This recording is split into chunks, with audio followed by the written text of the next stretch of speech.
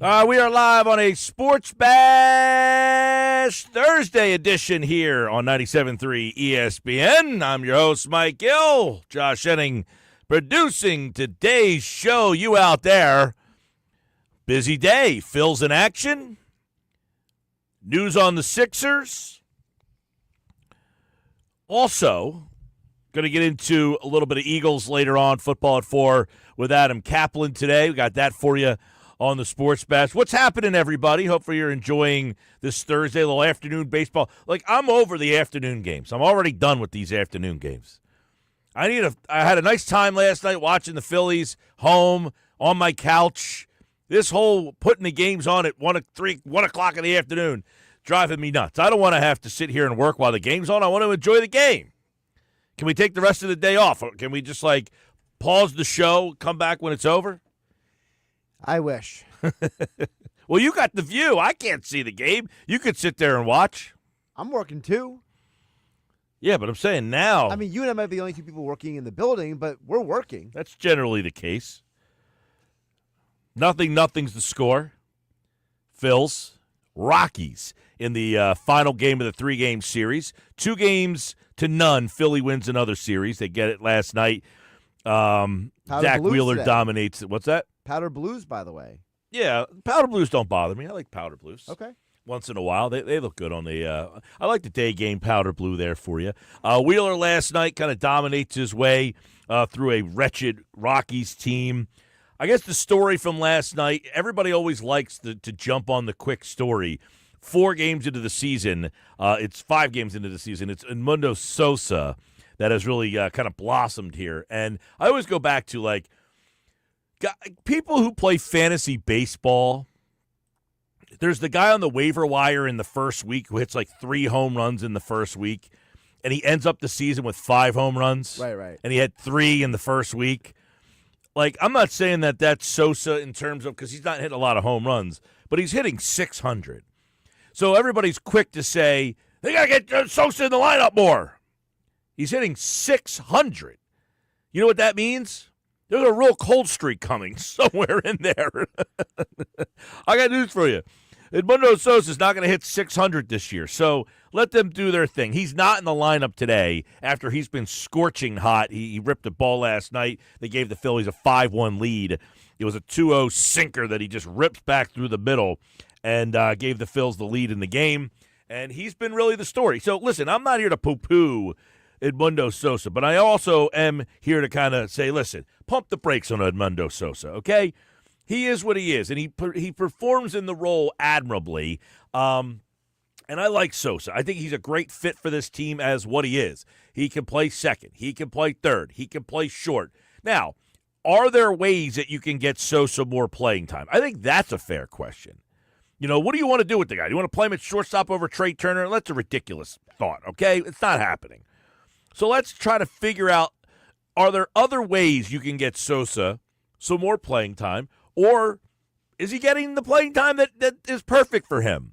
In other words, I don't have a problem if Sosa is the second baseman on days against left-handed pitching. I don't care if Bryson Stott plays every single day. There's this yearning because Bryson Stott was a first-round pick, and he's popular, and he had a good year a couple of years ago. And because he had a good year a couple of years ago, people thought that he should be like the next Chase Utley. People talking about he could be a batting champion. Is it okay if Bryson Stott is just a platoon player? Will that break people's hearts? If I said, hey, Bryson Stott plays against right-handers and Sosa plays against lefties. That's just the way it is. Are people going to be mad about that? Because then you have the whole crowd of people that are like, well, why isn't Stott playing today? Well, if you want Sosa to play, somebody has to sit, and it's not going to be Trey Turner. You know why? He makes $300 million. So let's stop playing Fantasyland and talk about the real way we can get Sosa into the lineup.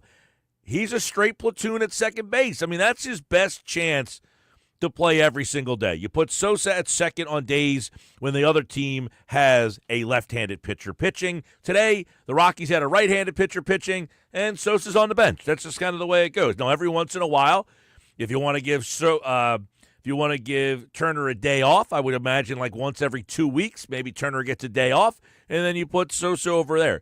Every once in a while, you put him at third base. The thing for me was, why didn't they give him more time in the outfield? Did they not think that he was a legitimate option in the outfield after watching him there? That one is a little bit confusing to me. But realistically, if you're one of the people out there that are like, they got to get Sosa more playing time, I just don't know where you find more playing time for him outside of you just accept the fact that he's in a straight platoon. It has to be a platoon, because if you want to get the most out of this team, Mike, you need to accept the reality that guys like Stott and Marsh are just not very good hitters against left-handed pitching, and just go 93 Phillies on everybody. Just be like, hey, listen, we platoon. It's who we are.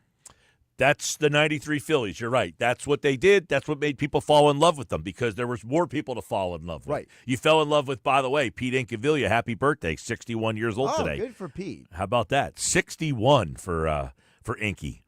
And he played left field with Milt Thompson. He was the right-handed bopper. Milt Thompson was the left-handed guy who hit for average. In right field, you had the left-handed Jim Eisenreich, who hit like 350, and then you had Wes Chamberlain, who had the right-handed power bat. You had some platoons all over the field. Don't forget Mariota Duncan and Mickey Morandini. You had the guys at second base, Duncan and Morandini. You, of course, on this team here, you, of course, now Marsh is up to bat right now. He's a lefty. He's facing a righty. But I don't have a problem if Marsh and Rojas play in a platoon, or if you can find somebody else to play in a platoon. Our platoons... Does that mean the team is not good enough to win a World Series if you have platoons? I think it means that it gives you a better opportunity to get to a World Series, because it means you have depth. Yeah. I mean, if you have guys that you're like, hey, we have two, like, what did Rob Thompson say after the game last night? He's like, I'm going to put in a petition to MLB for a 10th player to see if I can get a 10th player, like a rover. Would that be fun if in Major League Baseball you could have a DH that also hits for a guy, not just a DH that's in the lineup, but a DH that, like, in other words, Rojas could play the field but doesn't have to hit. Could you maybe like choose if he does or doesn't hit from inning to inning, and then turn into a real chess match where it's like, hey, this inning we got a left-handed pitcher, let's put Rojas in there. Yeah, I don't like that. That's a little too gimmicky, and my idea is a little gimmicky as well. But listen, I'm just kind of playing off the fact that he said, hey, we're going to ask for a 10th guy here. But what we do know is, look, Sosa has been a solid utility player for this team since he's got here in a trade. Yes. And people forget, he got traded here a couple of years ago. He was with the Cardinals, the Phillies. I don't even remember what they gave up for him. Do you? I don't remember, but I'll look it up. It was a trade, random. Yeah. Don't remember at all who was the trade. Is anybody out there? 609-403-0973. Does anybody remember who the Phillies traded to get Edmundo Sosa?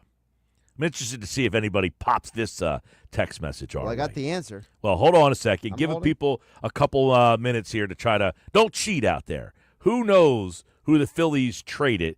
Because I don't know the answer. I'm quite frankly, I don't even think I know the position that the guy played.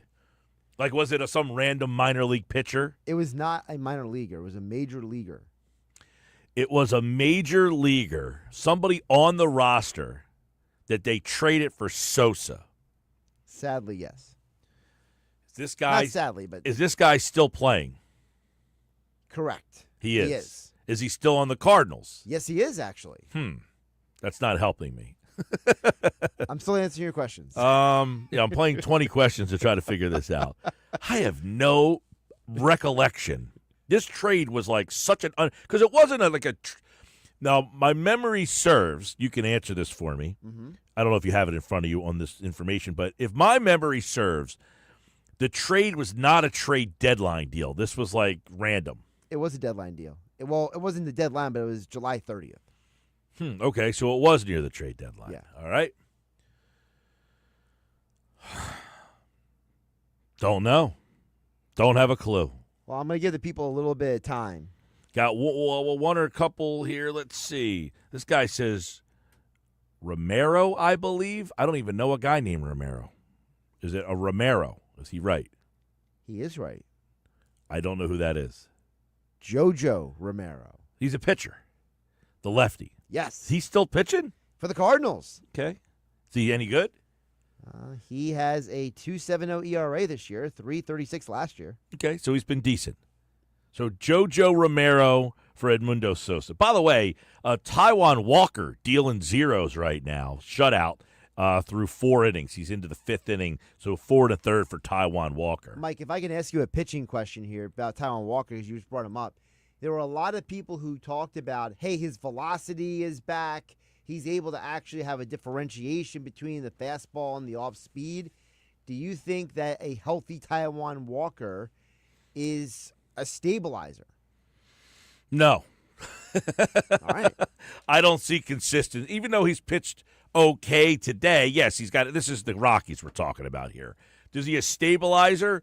I don't feel confident that Taijuan Walker. Now, he has no walks today. That's pretty good. That's a big thing for him. The command is somewhat there. He gave up a double early in the game. He's 94 right there on that one. That's a good sign. Yeah. I mean, listen, I take that back a little bit. We always go back to June and July, his first year here. He was the best pitcher on the Phillies for those 2 months. He kept them in the race. And if he's that guy, then yes, then he can help them. I don't know that he's a stabilizer. It's a good question. Last year, the 5th starter spot was like the black hole of death. You had everybody and their cousin taking a shot at it. The question would be, okay, he's facing Colorado here. Right. When is his next start, and who would that be against? I'll pull it up. So can he get into another game where he just has a lineup that he can really navigate his way through? And is 2 starts of solid base pitching, is that enough for teams to say, you know what? I saw enough. We need pitching. We are so desperate for pitching. And as I say that, he gives up a tater. Actually, is that off the wall? Where is that? Is that a home run? It's off the wall. Okay, this guy's it's a triple, but it was a bump. He hit this the opposite way into the gap off the top of the wall. Is that Moniak?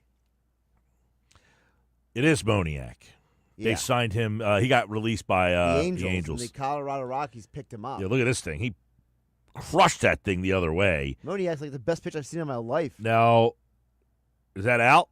It hit the top of that green wall. Yeah, but was it above the line? That's always the question. Yeah, it's tough to see.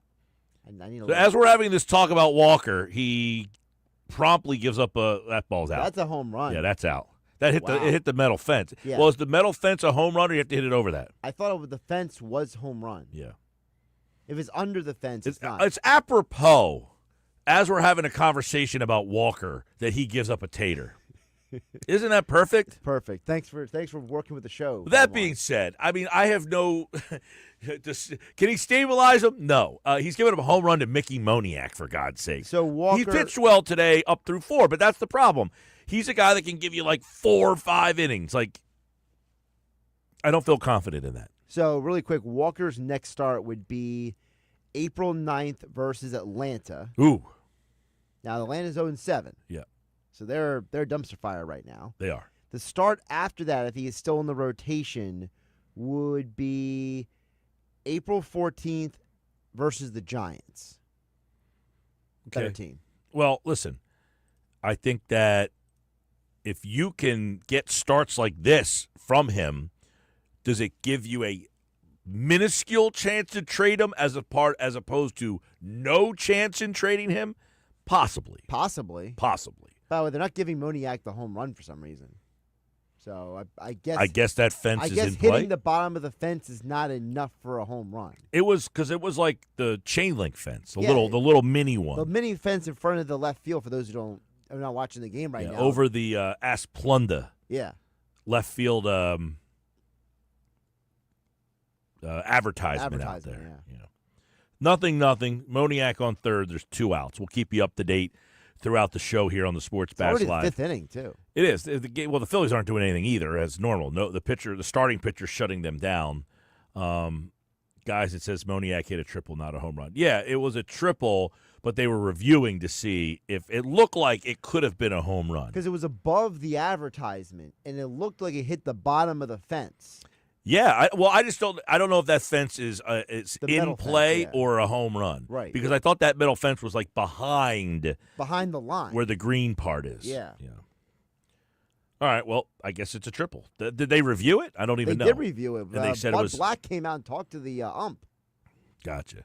Well, I want to go back to Sosa here because Sosa's off to an unbelievable start. He's hitting 600 on the season, and then of course he's not in the lineup today, to which people are not happy. You know, why isn't he in the lineup? He's hitting 600. I think he's like 9 for 15 or 8 for 15. He's batting 600, yeah. Something to that effect.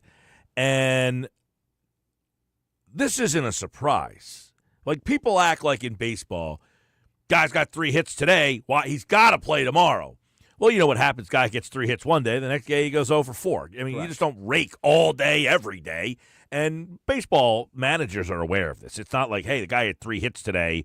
Let's make sure he's in the lineup again. A lot of metrics involved here. Left-handed pitcher, right-handed pitcher. What are his numbers against that guy historically? Well, today you had a right-handed pitcher going. Stott did not play yesterday, and therefore Stott was not going to sit out 3 days in a row. Correct. Stott did not play Tuesday because the team did not play Tuesday. He did not play yesterday, or did Stott play yesterday? Stott didn't play yesterday. No, Sosa played Sosa second. played, Right. yeah. So this would have been the 3rd day in a row that Stott sat out had he not played. Correct. So Stott was going to play today. Turner is back. He's going to play. So where else is Sosa going to play? So for the people out there who keep asking, why isn't Sosa playing? Sosa, where realistically are they going to put him in the lineup today? Correct. That is the challenge. Like, anytime you complain, you also have to have a resolution to the complaint. I don't like this, and this is how I would change it. Not, I don't like this. Hear me scream about it. Yes. I don't like this isn't a resolution. I don't like this, and this is what I would do. That is more helpful. Because if you could give me an opinion on what you would have done to change the lineup and find a way to get Sosa in the lineup today, then I can say, I agree with that. I would have done that, or I can't agree with you there. The only thing you could say is, you would play him over Turner. And the Phillies would say, we're paying Turner $300 million. That's not going to happen. Your other option is, well, I want Stott in the lineup. Okay, well, then Sosa can't play. Or you could play Sosa at third base today, to which they would say, well, Bohm's our third baseman. And you might say, well, I like him better than Bohm. Okay, that would be one way.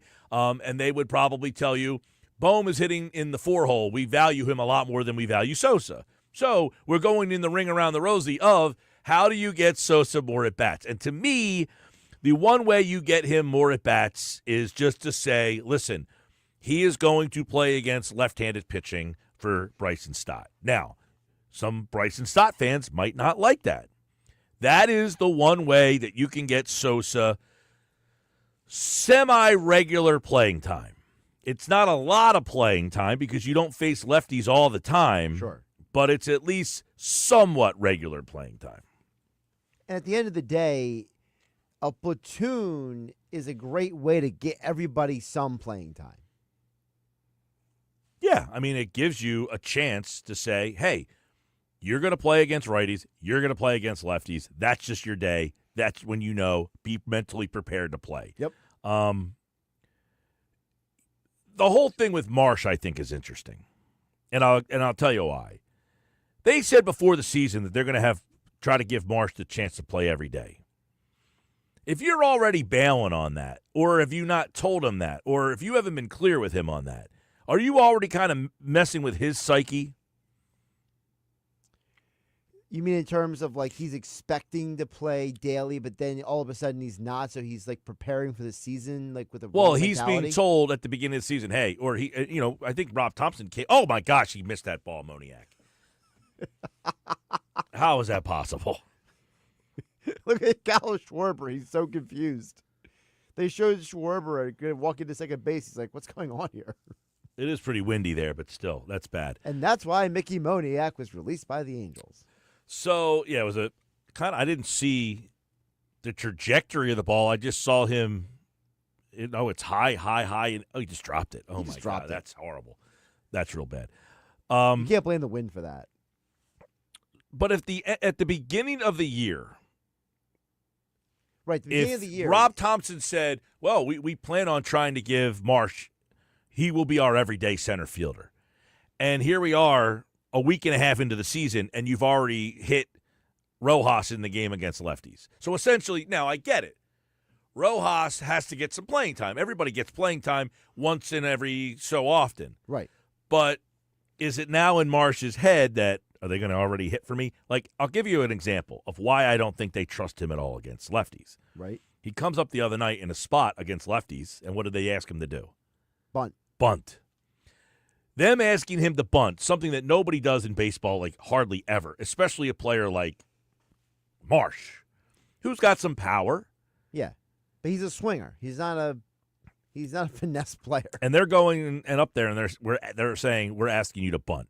That kind of indicates to me that they have no faith in him against a left-handed pitcher. So they already – by telling Marsh you want him to bunt, are you already pulling some confidence from him? Are you telling him we don't trust you to swing the bat against a left-hander? I mean, if that's how he takes it, then I'm a little concerned about his psyche because it's human nature, though, right? If you're telling me to bunt, you're telling me I can't hit. That's the mindset of, you tell somebody that you're asking them to bunt, the others kind of point and laugh. Ha, you have to bunt, you can't hit. No. I trust you to get a bunt down because it's a winning play. Right. So is Marsh taking it like that? You're trusting me to get the bunt down because it's a winning play? Or is Marsh saying, you don't think I can hit a lefty? I think the answer to that question will say a lot about his maturity because when you're a professional baseball player, it's your job to do what is needed to help win the game, right? But if your mentality is instead, you don't trust me. See, I see how it is. Like if you have that immature reaction to it, then that's a huge problem. Absolutely. If he looked at it as like, they don't trust me, then that would be a problem. 609-403-0973.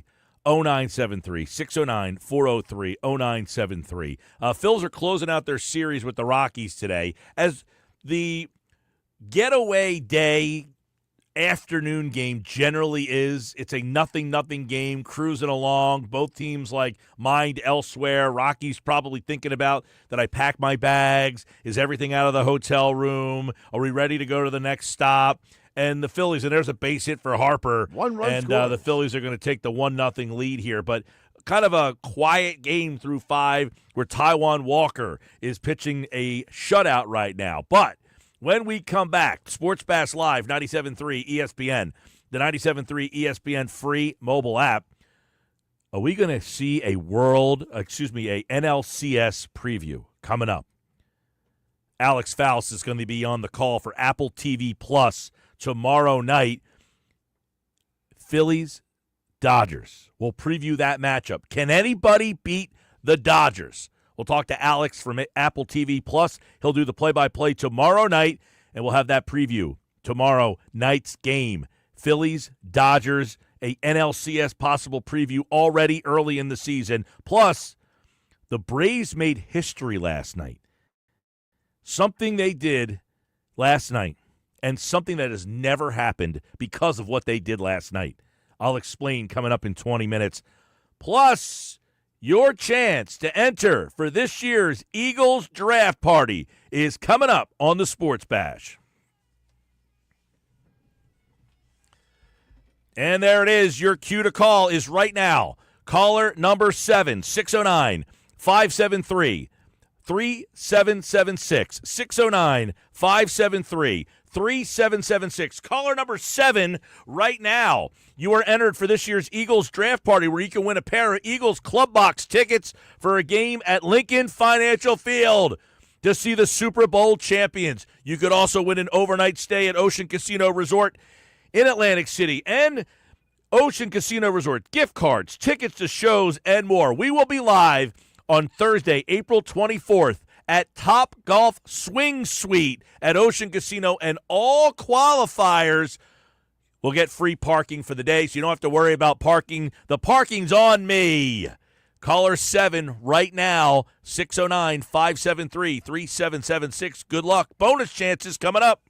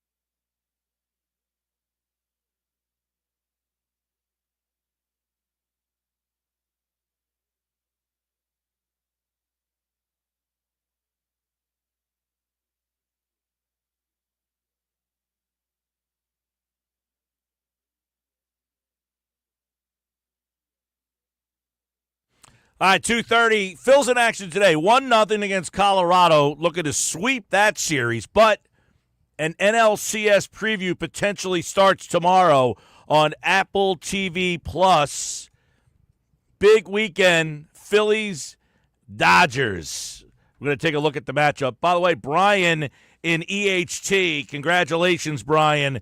You are today's first qualifier on the Sports Bash for the Eagles draft party, where you can win a pair of Eagles Club Box tickets to a game at the Linc, overnight stay at Ocean Casino Resorts. Also, other great prizes. We're going to be doing longest drive every hour for prizes at Top Golf at Ocean Casino in Atlantic City. Alex Faust is the play-by-player for Apple TV Plus with Ryan Spielborgs on the call. Trisha Whitaker as well for Phillies Dodgers tomorrow night. Apple TV Plus. I've got my subscription. I'm in. I'm ready to watch. Alex, appreciate you joining us again here on the show. What's happening, man? Hey, thanks for having me on. Appreciate you. Yeah, you got, early season. We already getting pre-NLCS vibes from this one? I love it. Well, especially with the way the Dodgers are playing, huh? I mean, 8-0 for a defending champ. That has never happened in baseball history. And the thing that gets me is, we already knew that the Dodgers were primed to have kind of a multi-year window here. They have gone out and had the biggest offseason of any defending champion. It's crazy. It is pretty crazy when you think about it. And, I don't know that it's a surprise to people with what they did this offseason coming off of what they did last year, but early season thoughts, is this Dodger team better than the Dodger team that we saw win the World Series last year? I don't think there's any doubt. I think the only question, as it was even going back to last year, right, was pitching injuries. And again, the Dodgers are faced with that. But, outside of that, I mean, you can't really find holes in this lineup. That'll be fair. Even Dave Roberts will tell you, like, over this 8-0 run to start the season, they haven't played to their capabilities. They've had to come back in 6 out of those 8 games. And, you could say they're playing with fire, but at the end of the day, those are 8 wins you banked in March and April. And I love Joe Davis's call last night on the walk-off from Ohtani. I mean, it feels inevitable with this group right now, what they're doing. Because, even in a day where a couple of their guys weren't playing their best, they had a couple errors in the field. Muncy was talking about he wasn't swinging a great bat and tried out the torpedo thing and then went back to his old one and had a base hit. Like, it feels inevitable. And yet, it's a long season to get ultimately to where they want to go. I think everybody's licking their chops to see what a matchup like this could be like between the Phillies and the Dodgers. Yeah, and let's get your thoughts on this Phillies team because, we're watching them throughout the season. And everybody, Philly fans, Alex, they've been known to complain a time or two, right? They can't hit any starting pitching. And now today they're struggling again against the starter. They just scored their first run, but they've been beating up on these bullpens. But the narrative on the Phillies has kind of been, well, I've seen this act before. It's the same team. They didn't do enough. Is that the vibe as you see this team and get prepared for this big matchup Friday, Saturday, Sunday, Friday night on Apple TV Plus? When you see the Phillies, is it, they just didn't do enough? Well, here's the thing. If you were talking to anybody in the offseason, did anybody dislike the team that they had? I mean, that's the question when you go out and say, well, we should have gotten somebody. Well, who are you going to subtract? And frankly, I think they're plenty deep pitching-wise between Nola and Wheeler at the top, and even tomorrow's starter and Luzardo, who they picked up last season from Miami. They've got guys, they've got hitters, they've got superstars, right? And that's kind of how we're building this matchup, right? Is you've got some of the biggest stars and the best teams with the way that they're constructed going head to head, with October in mind. I think the only question you could ask yourself is the championship window for this Phillies team starting to shrink a little bit? Are we getting to the end? Because there are a couple of guys who are in contract years coming up, and that's something to keep in mind. Real Muto, Schwarber, they're both UFAs at the end of the year. Ranger Suarez is going to be a free agent at the end of this year. Bryce Harper, it's crazy to believe he's at the halfway point of his contract. Yeah, when you say that, it kind of opens your eyes a little bit because you can remember that day in 2019 when he sat on the dugout in Clearwater and signed that contract. And here we are halfway through that deal, and yet no World Series for him. They got to one. They lost in an NLCS. They lost in a division round, and some people wonder, are they going to keep following suit from that team about a decade ago where they won a World Series, then lost a World Series, then lost in the CS, then lost in the DS, and then kind of faded away. I don't know that this team looks like they're going to fade away here, but, Alex, do you see them as the biggest challenger or adversary right now to the Dodgers? I think that's fair. I mean, there are other teams that could absolutely surprise, and, especially in a division series, as you guys all well know, anything can happen. I think right now on paper, the Phillies are the best team to challenge. There's nobody in the NL West that I think can measure up, at least in the regular season. So it comes down to, can you win a 5-game series and get to the league championship series?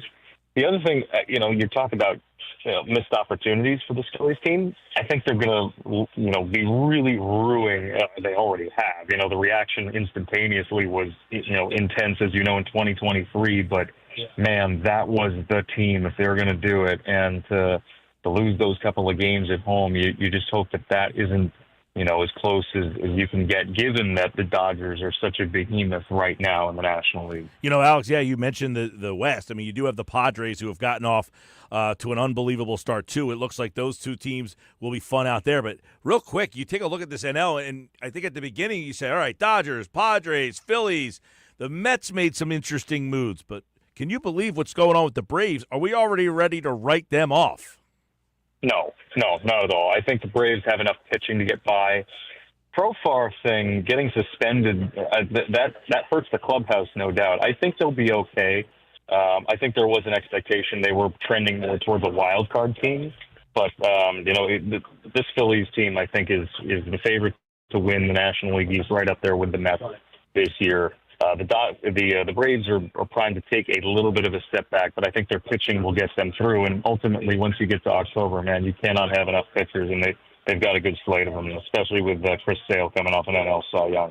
Braves 0-7, 5 games out already in National League East play. Phillies are up over the Rockies, so if they were to win, they could extend that a little bit more. You got a chance to see the Mets as well, 3-3, and everybody's buzzing about them when they get Juan Soto. But for you, do the Mets have enough pitching to be a part of this conversation?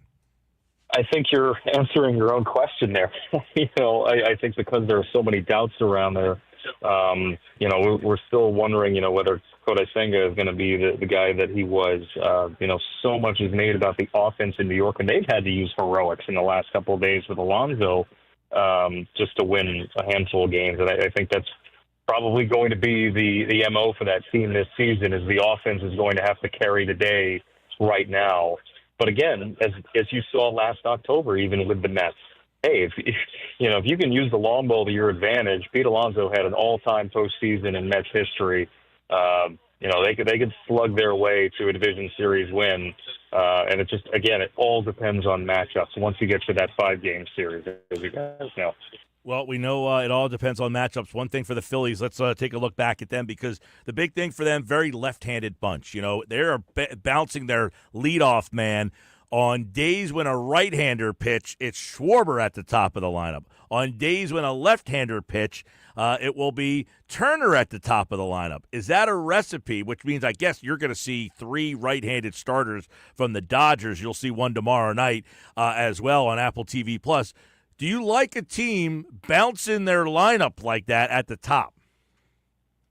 It's interesting because we just did the Yankees Diamondbacks game on Tuesday with TBS, and the same kind of questions were asked of Aaron Boone because of the way he constructs his lineup. Because you look at Paul Goldschmidt, like, that's not a leadoff hitter. Why is he batting in that spot? But so many matchups now come down to third time through and where you are in the 5th or 6th inning when you're going up against relief pitchers, and how you can eat into a team's bullpen. You want to score early, but so many lineups these days are, you want balance, but you're thinking ahead to that 5th, 6th, 7th inning when you're going to get into a team's bullpen and how you match up and how you can wreak havoc in the later innings. So to answer your question, I don't know if it's an issue early in the season for Philadelphia. But I think inevitably they will want some more balance as the year goes along. All right. When Apple TV opens up the broadcast tomorrow night, what will be the storyline for Phillies and Dodgers? We've actually got a fun tease that we've got planned. It's the idea of the Dodgers. It's back-to-back or bust for them. And for the Phillies, this is the team. The Phillies, believe it or not, have more wins in the playoffs than any other team over the last 3 years, and they got nothing to show for it. So this is absolutely a taste of October in April. There are 14 combined All-Stars, at least a half a dozen future Hall of Famers between the two teams. This is as good as it gets for star power, especially early in the season. It's going to be something. Phillies and Dodgers tomorrow night, Apple TV Plus, and of course you can check that out for the Phils-Dodgers series. It all kicks off tomorrow night. Phils up 1-0 right now, so they're trying to sweep the Rockies, and if they do, you'll see a one-loss Phillies team and potentially an unbeaten Dodger team. I would imagine, no, they don't play today, the Dodgers, so I guess they don't play today. They don't play today, right? Yep. So they're on their way to Philly. It would be undefeated L.A. and a one-loss Philly team, a NLCS preview, as Alex mentioned, back-to-back or bust against the Phillies. More playoff wins than any other team. Alex, we'll be watching tomorrow night, man. We appreciate it.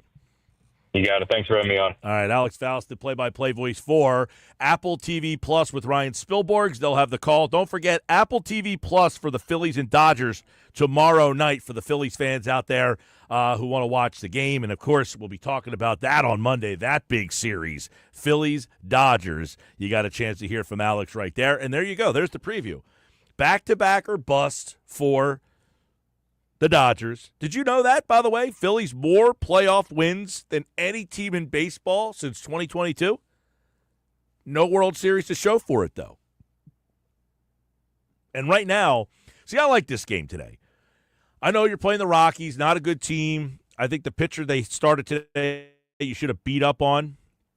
But I like the game today because I want to start to learn some more things about what this season's going to be about. And I say that in terms of it's 1-0. You're in the sixth, okay? 1-0 in the sixth. Like last night, it's a 3-1 game, but they busted open to 5. But I wanted to see Romano come in that game in a 3-1 game because I want to see what Jordan Romano looks like in a high-pressure situation. 5-1's a little different than 3-1.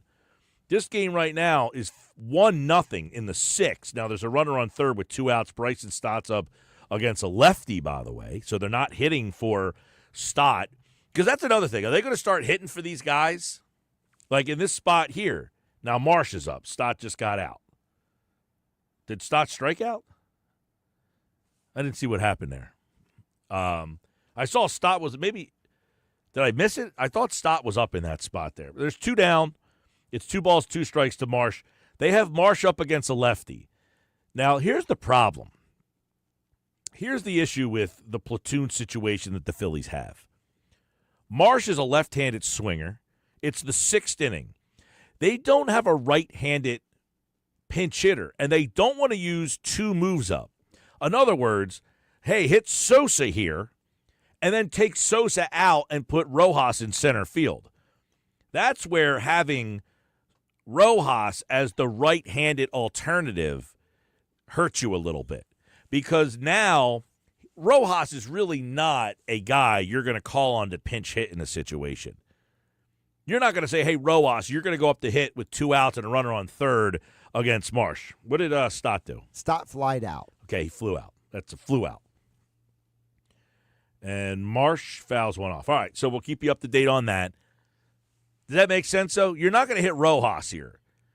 And they also don't want to burn 2 players in one move. To me, that's the bigger part what you just said. Because you don't want to be in a position where if this game gets deeper and deeper and you don't have bodies to come off the bench for any reason at all. Like that's why you don't hit for Marsh here in the 6th inning. By the way, Marsh, good at bat by him. I got to give him credit against a lefty. He fouled a couple pitches off, and he just drew a walk.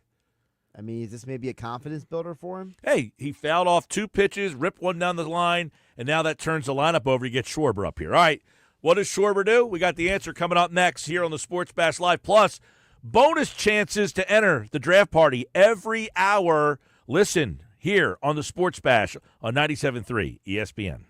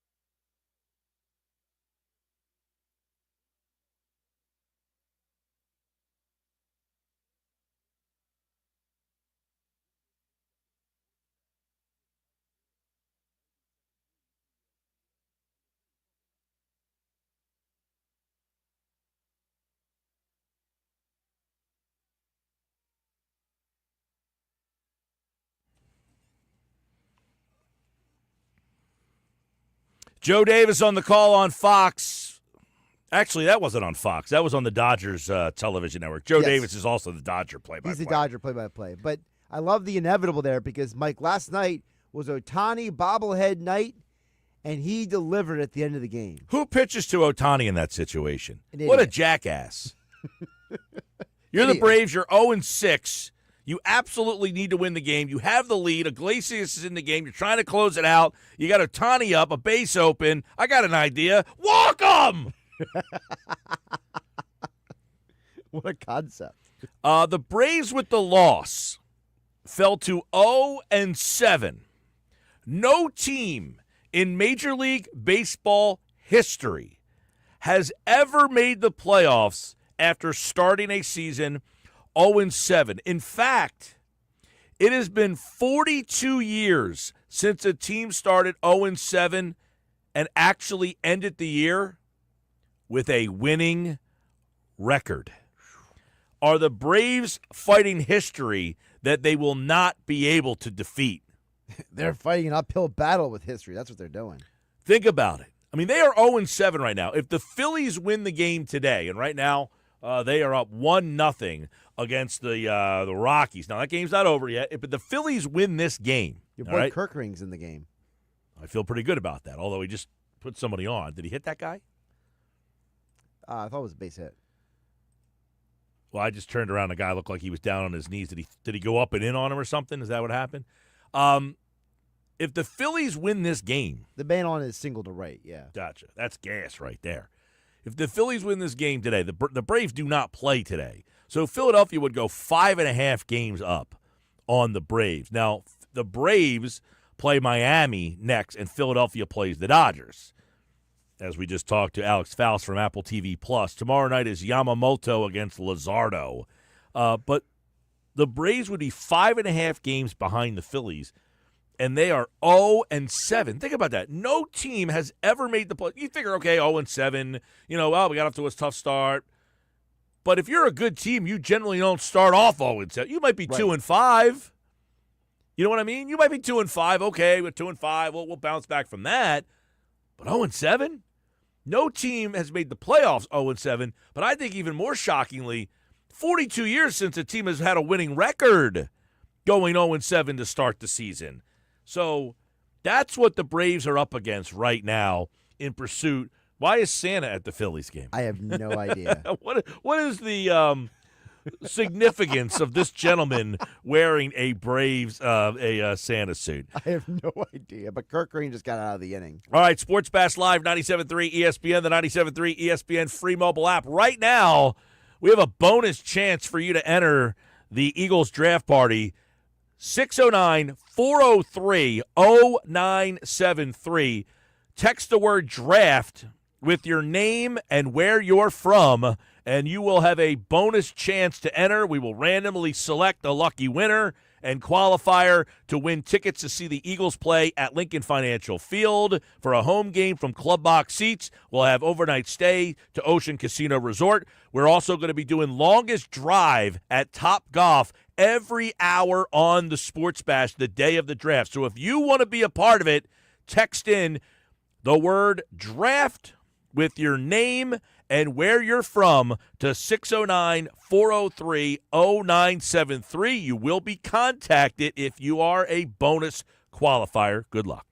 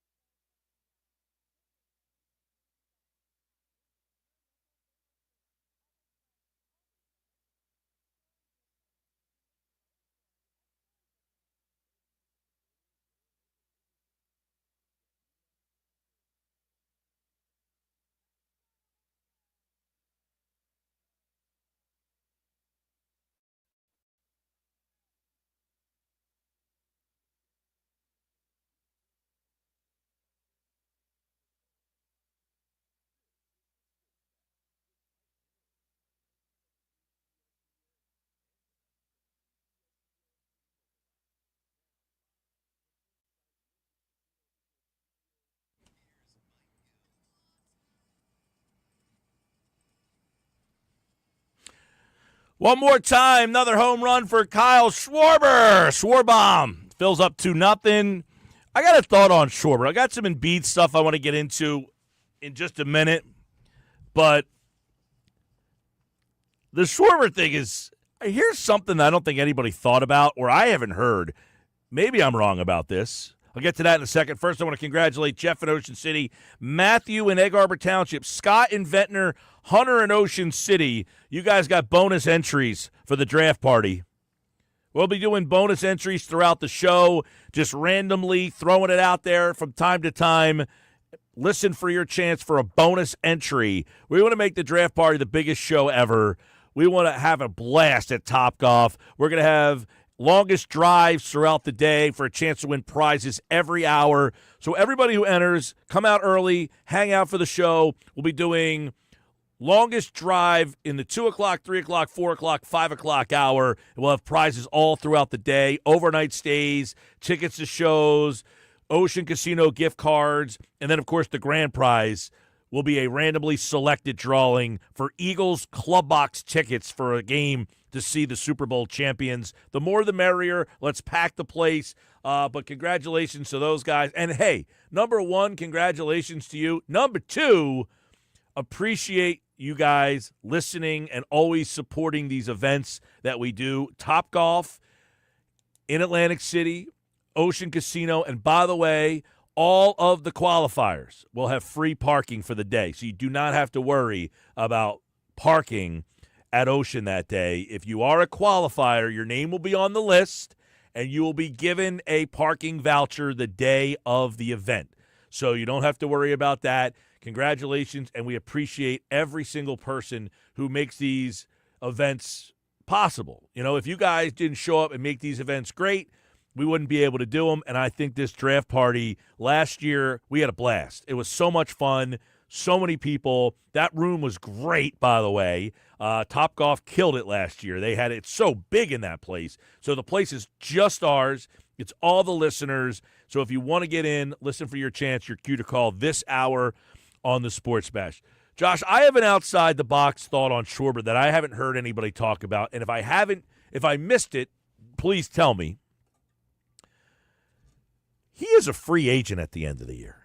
That is correct. What generally happens when a guy is a free agent? Has a career year. He has a career year. Schwarber, we talked about MVP. What was he, plus 20,000? 25,000. Plus 25,000. He's a free agent. Do we think we want to jump in at plus 25,000 on a year where he has a chance for the last time to break the bank? Of course. Has anybody I can't believe entering this season, I never really brought this up. I just thought about it as I watched him hit a ball about 450 feet, by the way, and I said to myself, this guy's on a tear to start the season. By the way, he's a free agent. Mm-hmm. Who got the big free agent deal to come here based on his free agent season? Nick Castellanos. Nick Castellanos hit 302 with 30 home runs and over 100 RBI and an on base of about 360 in his last year with the Reds, and he got paid $100 million by the Phillies. Is Kyle Schwarber looking at the bankroll and saying, I want to be paid, and I'm going to do something about it? I'm going to put my name in the old MVP hat. Mike, you asked the question before the season started.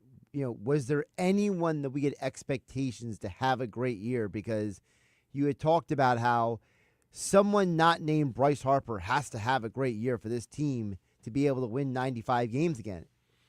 I gave you Schwarber and Bohm as my two guys because I told you, I said, I thought that he's a free agent.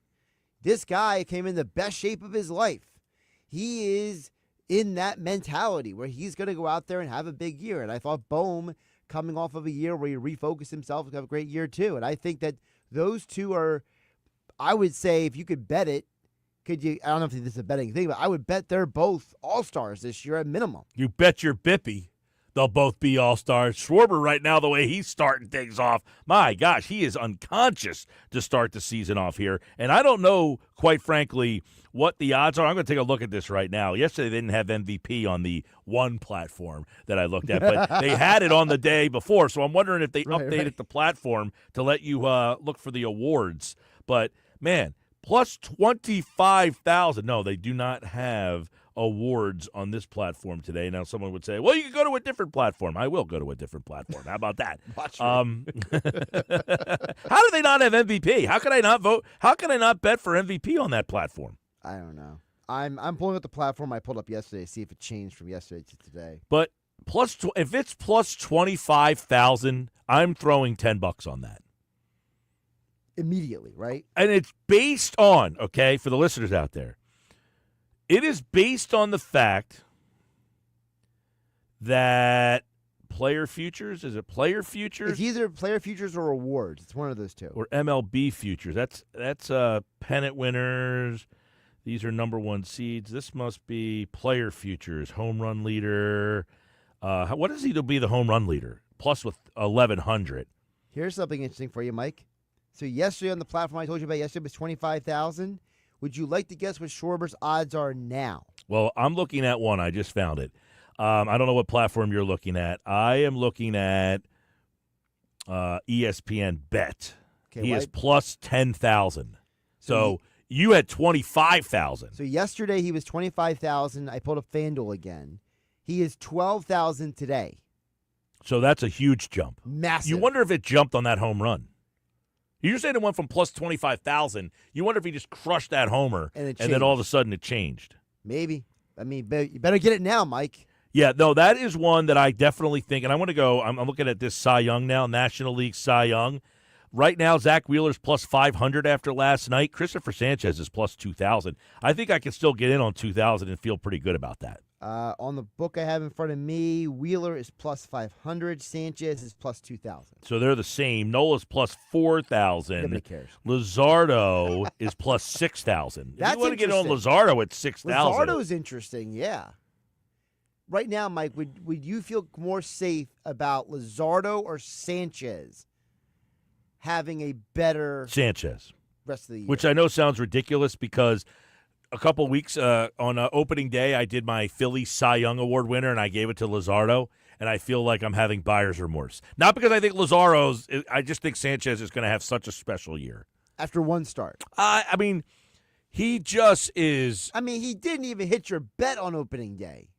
No, he didn't, because I asked for too much. He let you down. I asked for too much. And you're still believing in this guy. Romano, I'm not believing in as much either. I said Romano will be an all-star this year, and I think I was off on that because he just gave up a double to start in the eighth here. Now, Romano pitched last night. Romano. He pitched last night, and now he's back again in the eighth inning today. You went Kerkering 7, Romano 8. Now you're in a save situation, possibly in the ninth right now. Well, you're going to be. Well, the Phillies come up in the bottom of the eighth, but right now it would be a save situation. And now you're saying to Romano, you're not in there for a save situation. I got to say, early in the season here, it's a little herky-jerky with the way they're handling this bullpen. I mean, are you surprised? Well, if you're Jordan Romano, you were the closer. You were the guy. You were in Toronto, so you knew when the game was close and it was ninth inning, it was Romano time. Not Ray Romano, Har. Not Ray Romano. Jordan Romano. So you knew I get the call in that spot. Now you're here. Yesterday he pitches in the ninth inning. Mm-hmm. Now today I'm right back in the game, but I'm pitching in the eighth inning. Correct. I don't know if I like that. You don't like that? Not necessarily. Like right here, see the game's close. So he goes to Kerkering in the seventh last inning. Right. Kerkering was brought in to make sure the Rockies don't get any runs. Which I don't have okay, there's a shot, and boom, throws him out. Could I go into Joe Ross in that spot? In the seventh inning? Yeah. Maybe. I mean, could I go Joe Ross there, and Kerkering in the eighth, and then in the ninth I have Romano and Alvarado, depending on who they have up in the lineup? You could have. I don't remember exact hitters, but could you maybe have gone Strom in the seventh inning? I thought Strom threw too many pitches last night. And okay, so you feel like he's tapped out. Oh, I today. think Strom was probably unavailable today, and he did not look good last night. He was laboring. He was struggling. He was laboring. I think at one point he was up to 25 pitches. So my intuition would say he's not available that he was not available today. But I probably wouldn't have gone to Strahm in that spot anyway. And my reasoning is this. So last night, Strahm threw 30 pitches. I got to assume he was not available. Ross has not pitched a lot this year. I think he only has one outing. So I would have liked to have seen, hey, it's seventh inning. It's a team that, not a great team. Let's get Joe Ross in maybe a little higher leverage situation here and see how he handles it. That's all. And then I have Kerkering pitch this eighth inning here, and then possibly I have Romano. Now, I could see everybody out there driving around listening or watching on YouTube or X today saying, I don't want to see Jordan Romano pitch in the ninth inning because I got to be honest with you. He has not impressed me all that much either so far. He's very herky-jerky. He's wild, man. Well, yeah, his command has not been great, and he doesn't look like he has great confidence in his off-speed stuff. It's like he's overthinking it. I feel like, listen, he's pitching in Philly now. There's people at the game. Instead of Toronto. Toronto, not as many. And he's in a game where the fans on the fourth game of the year, fifth, sixth game of the year, they want you to win this game. It's a packed house. They're there saying, we want to win. It's not Toronto. We took off from work today. You better win this game, Romano. Yeah, so he is he's got a lot of pressure and expectations on him. And, remember, he did not pitch much last year at all. He missed most of the year. He was hurt. And now he's back, and he's pitching in a situation where he's got expectations on him early in the season where people are like, hey, man, you're the new guy here. Who are you? And he replaced a popular guy in Jeff Hoffman. Yes. And by the way, Jeff Hoffman has gone to Toronto and has, looked pretty good. Yep. To start the season out there. Hoffman has the whole light show and everything when he comes in. He is the closer for the Blue Jays. Now, the whole story that someone was going to turn him into a starting pitcher, that never materialized? Yeah, that never materialized. And apparently, according to reports, both the Orioles and Braves didn't like his medicals, and they were offering him less money than the Blue Jays. Good pitch by Romano to get out of the inning. He just struck out the final batter of the eighth. So Romano, and he showed a little fire there too, by the way. Is that the confidence booster for Jordan Romano? That's a nasty pitch right there. That's a really good pitch. Down and in. All right, so Phils are 2-0 going to the bottom of the eighth. We'll stop with that there. Let's go over to, we're going to talk to Paul Hudrick coming up in, 15 minutes from now, 10 minutes from now. What time is it? I'm looking at the wrong clock. 3:13. 3:13. All right, he's going to join us in 12 minutes from now, okay? Sure. Marcus Morris, who played for the Sixers. Now, we had some audio from him last week. That was on some podcast. That was on the Ringer podcast with Kevin O'Connor. Kevin O'Connor, yes. This time, he was on First Take with Stephen A. Smith. He did not hold back on his thoughts on Joel Embiid, Daryl Morey, and the Sixers.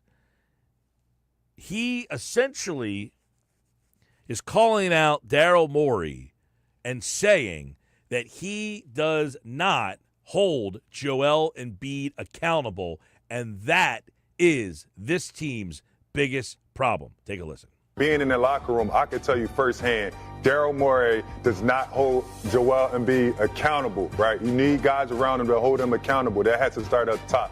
Injuries happen. Why do these injuries happen? Yeah. Because the player or whoever it is doesn't have the guys honing on to, listen, you need to be in the best shape. Your diet needs to be perfect. So that's pretty clear. He does not hold Joel Embiid accountable. And if that's the case, that is a problem, right? That is a problem. If you're saying, hey, I'm on that team, I'm in that locker room, you might say, he's not there anymore. What does he know? No, he was on that team. He was in that locker room. Last season. And he's saying, I was there. He doesn't hold him accountable. And he goes on to kind of give it up a little bit more and says that Morey caters too much to the star players. I like Daryl Morey. I respect Daryl Morey. On too many occasions, we hear about how he catered to the stars and ignored everybody else. You catered to Joel Embiid. You didn't hold him accountable. You catered to a Ben Simmons to some degree, and we saw what happened there. You catered to a James Harden, and James Harden got a brunt of the blame when, in fact, the structure around him needed to be better than what it was, and we don't say that enough. All right, so he's saying, and why is this important? He catered to Joel Embiid, caters to Harden. By the way, that was Stephen A. Smith. Because the Sixers have multiple stars on their team. Is he catering to Paul George? Is he catering to Tyrese Maxey? Is he catering to Joel Embiid? If that's the case, you have 3 stars on this team. Is he catering to those stars? Because if that's the case, then you have a problem. But, okay, that's the negative here. That's the negative here. Does Marcus Morris think that Joel Embiid's career is done? He's having a second surgery. Will this end Joel Embiid's dominance, according to Marcus Morris? Here's what he said. I don't think Joel's done. I don't think that his story is finished, right? When you talk about the dynamics of the front office and the way Daryl Morey carries his superstars, he's not holding them accountable enough, right? Having 2 surgeries in 14 months, yes, he's injured, but is it different things that you can switch? All right, that's Marcus Morris. He's saying, I don't think his career is over. I don't think his career is over, but you have to hold him accountable. That is a big word that we're going to be using a lot over the next couple months here if Daryl Morey's still here. Will he hold Joel Embiid accountable? Based on what you've heard so far from Marcus Morris, Mike, do you think that if somebody else was in charge of the Sixers organization, that maybe Joel Embiid's future could be different? Can't answer that. I don't know who's in charge and how they hold people accountable or not, because so far I think the narrative has been nobody's held Joel Embiid accountable. That a lot of this stems from when he got drafted, that they weren't tough enough on him. So that you're going all the way back to when he got drafted, he didn't play, his diet was out of shape, I mean, it was bad, he was out of shape, all that stuff, and then he really wasn't held accountable from day one when he got to this organization. So if whoever it might be, fill in the blank person, comes in here, holds Embiid accountable, creates a better structure that Morris refers to. The structure around Embiid is not good enough.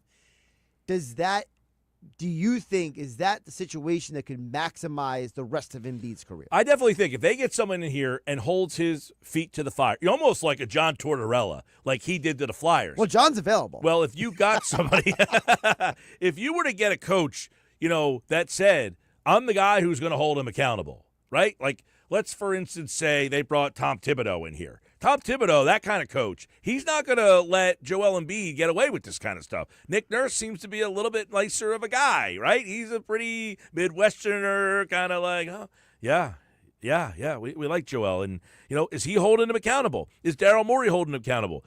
You might need to get that guy in here. When you talk about what type of coach does the team need? Well, they have a nice guy. You got to get a mean guy, and then a mean guy, then a nice guy, and you go back and forth. Does this team need to think about a coaching change or a regime change, a front office change, and get that guy who is a little bit more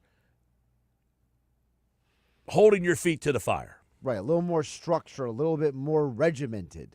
Absolutely. Now, does Marcus Morris think that this surgery will be a wake-up call for Joel Embiid? Take a listen. He's a guy that's 7'1", 280. His story is not yet finished, so I can't put him in that what if.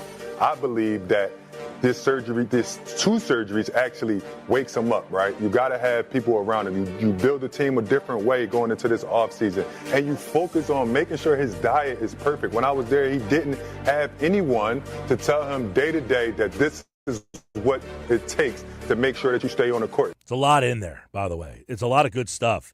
His story's not written. He thinks this second surgery is a wake-up call for him, but that the story's not written. But I think the thing of the part is he doesn't have anybody telling him what to do.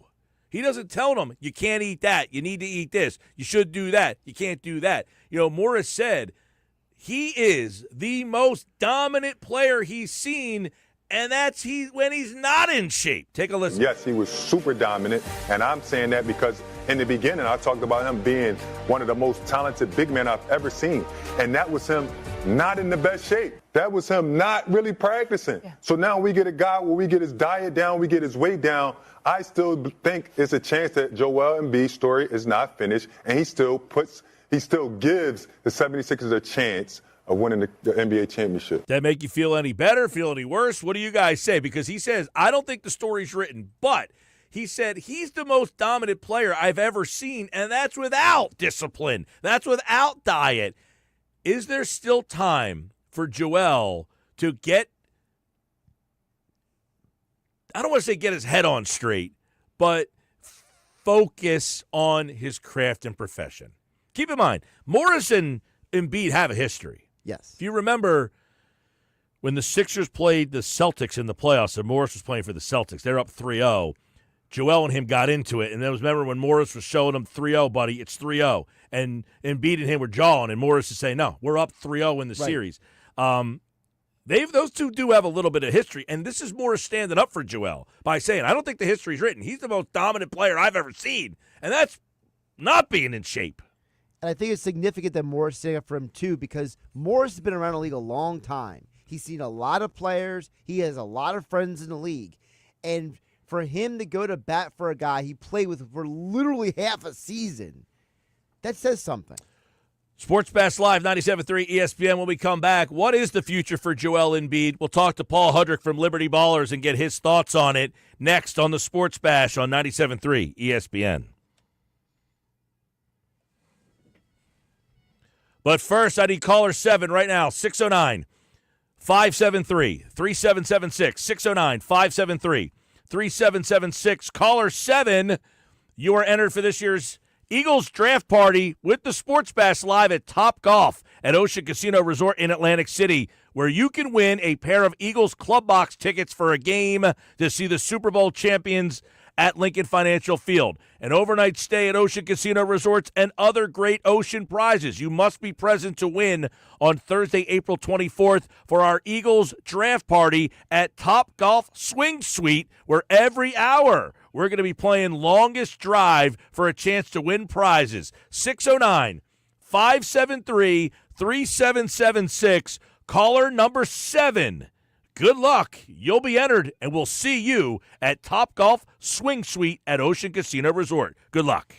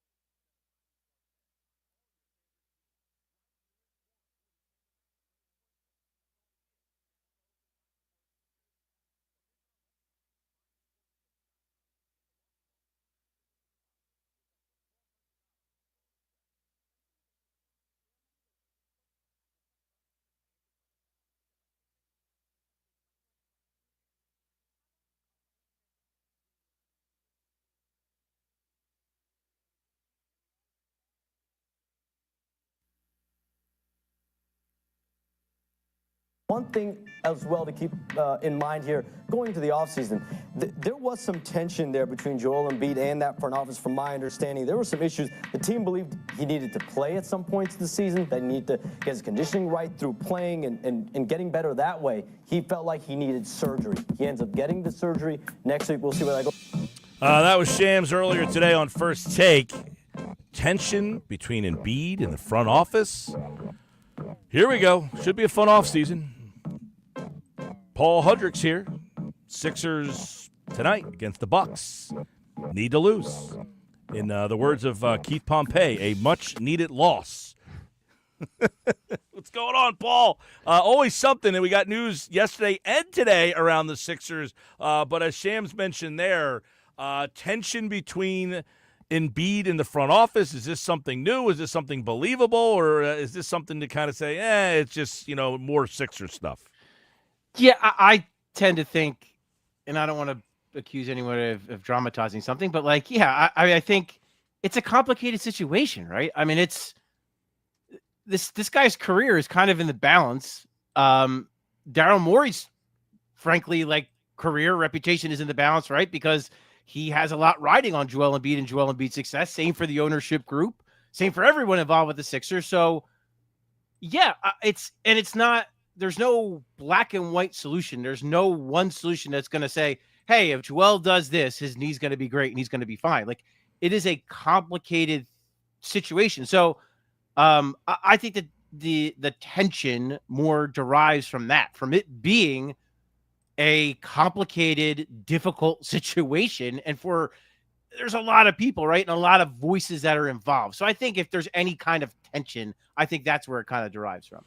All right, so a lot of this Embiid thoughts. I want to get your thoughts on the surgery and what that tells you, what it means for Joel moving forward here. I mean, is this, as you just heard from Shams there, he said, they had so many different options, radical options, and they came down to something less radical, just arthroscopic surgery, which, is something that happens a lot. Is that a good sign, a bad sign? How do you read the news we got yesterday on Joel and his future? Yeah, it's tricky. So, I mean, obviously I've become a somewhat of a meniscus expert over my last decade.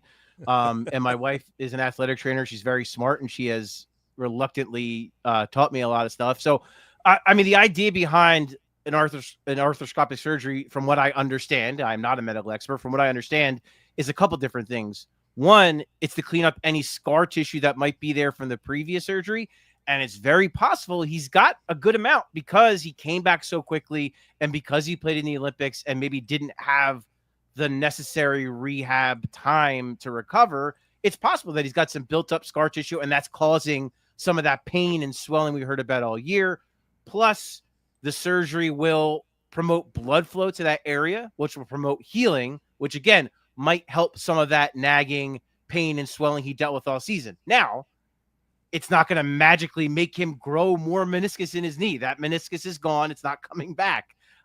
So to me, what it seems like, the focus is what I just talked about. And then once he is healed after 6 weeks, that's when the rehab starts. And that's where he has to really focus on, again, from what I understand, strengthening the knee, strengthening the joints and the muscles around that knee to make up for that lost meniscus. Because again, that meniscus is not going to grow back. So the idea is to then strengthen the rest of the knee, something that he probably didn't sufficiently do last time because he came back so quickly. So from what I understand, that's where it is. So, yeah, I mean, I think the tugging and pulling is this too, Mike. I think with Joel, he is competitive. He wants to play basketball. His goal is, how do I get back to being myself as fast as possible? And I just don't know that there is that quick, radical, snap your finger solution. So I think maybe if there is tension, that could be what it is the front office telling him, and the medical experts maybe even telling him, hey, this is probably your best bet. We don't want to keep ripping your knee open and keep doing all of this stuff. This is probably your best bet for now. Let's see how it responds. And if that goes south, that's when we dig into the more, radical treatment options we've heard about.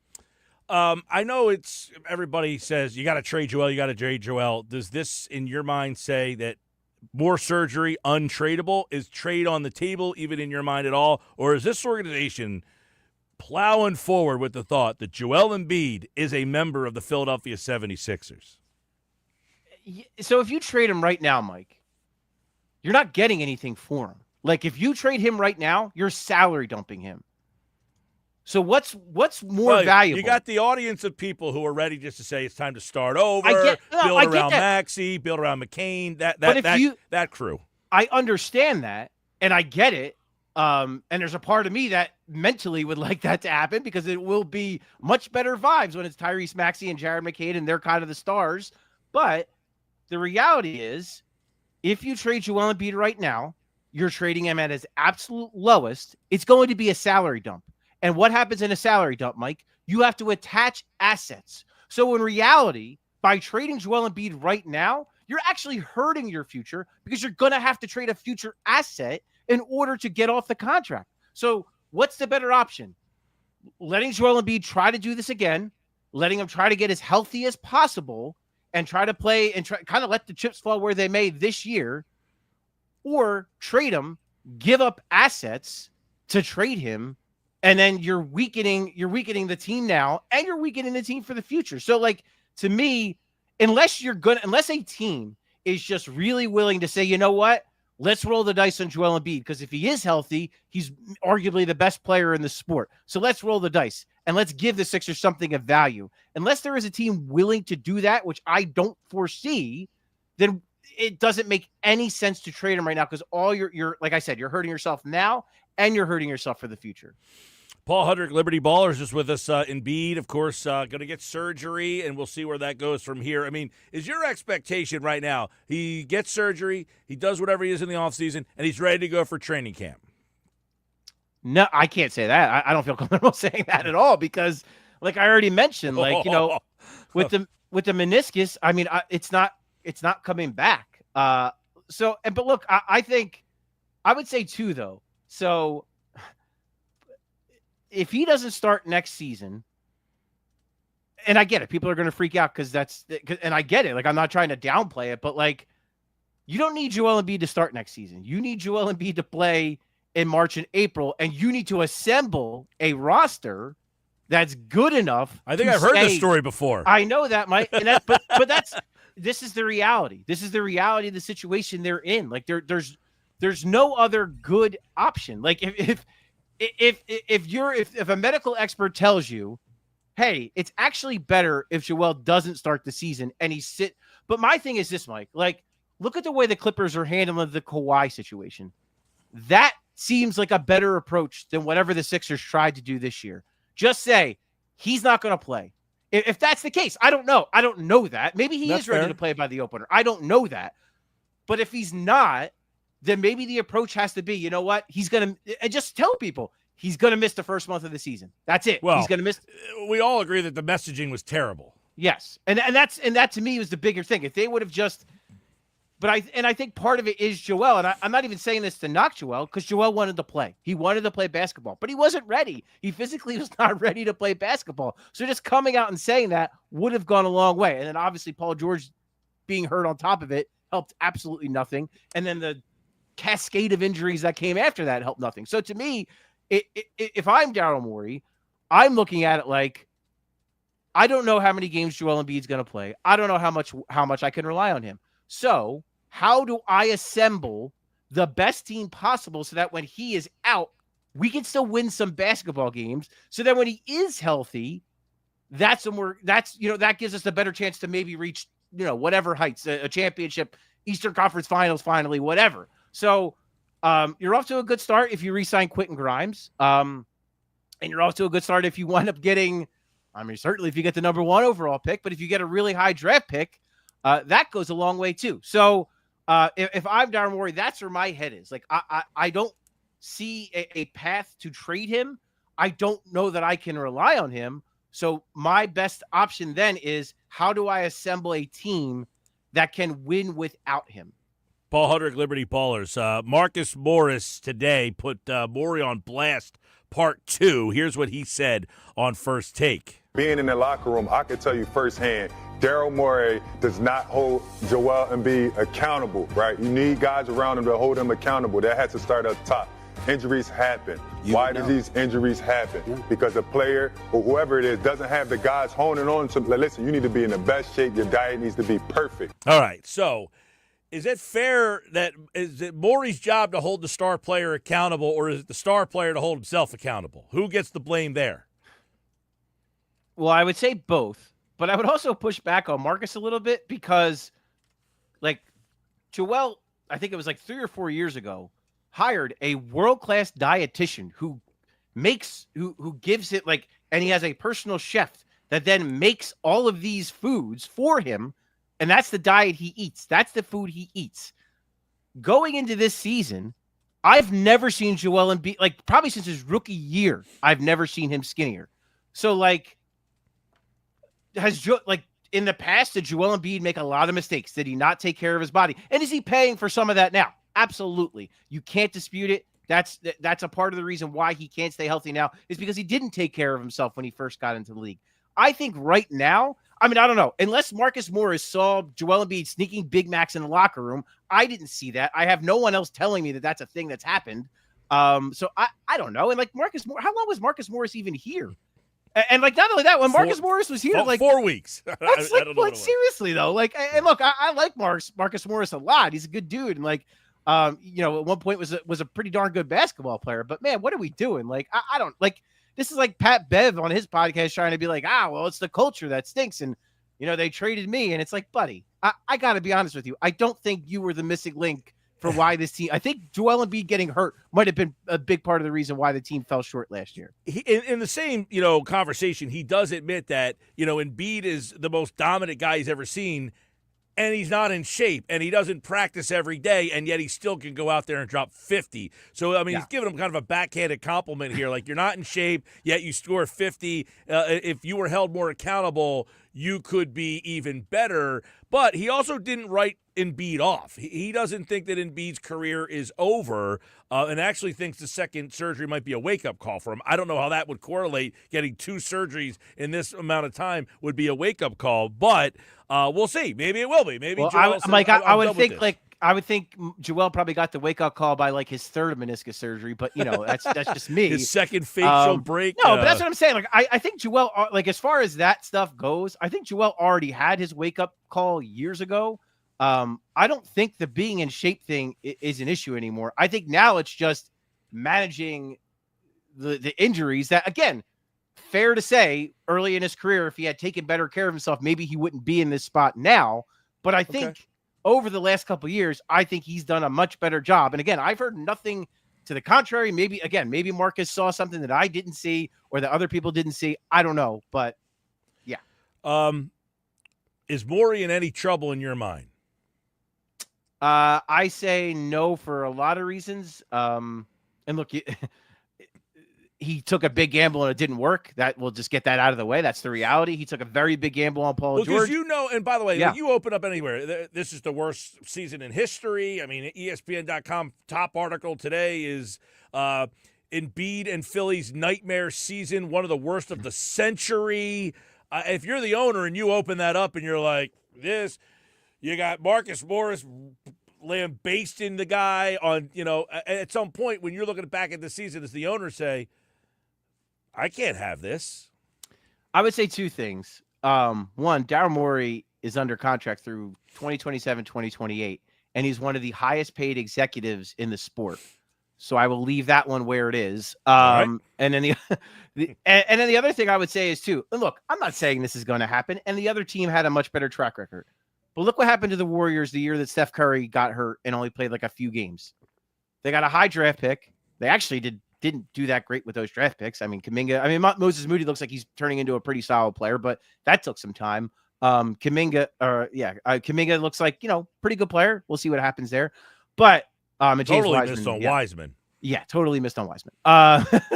But I say all that to say they did that, and then they wound up winning a championship afterwards. Now, they had Steph Curry. They had a championship pedigree. I understand all that. But my point is, I can understand the ownership group saying, okay, this was a horrible season where nothing went right. Joel Embiid got, his knee never came around. Paul George literally got hurt in preseason, re-injured the same thing, was just really if you watch every game, Paul George was never healthy all season, just flat out was not. Andre Drummond was ineffective and not that healthy. injury in the preseason was a freak thing. I mean, he just kind of landed wrong. Yeah, it's correct. I know you got to run soon. I want to get a couple quickies in here. Yeah. Paul George. Any shot they try to move him? Is that realistic? Or are they going to say, no, we signed him to put this three together. We're going to try again?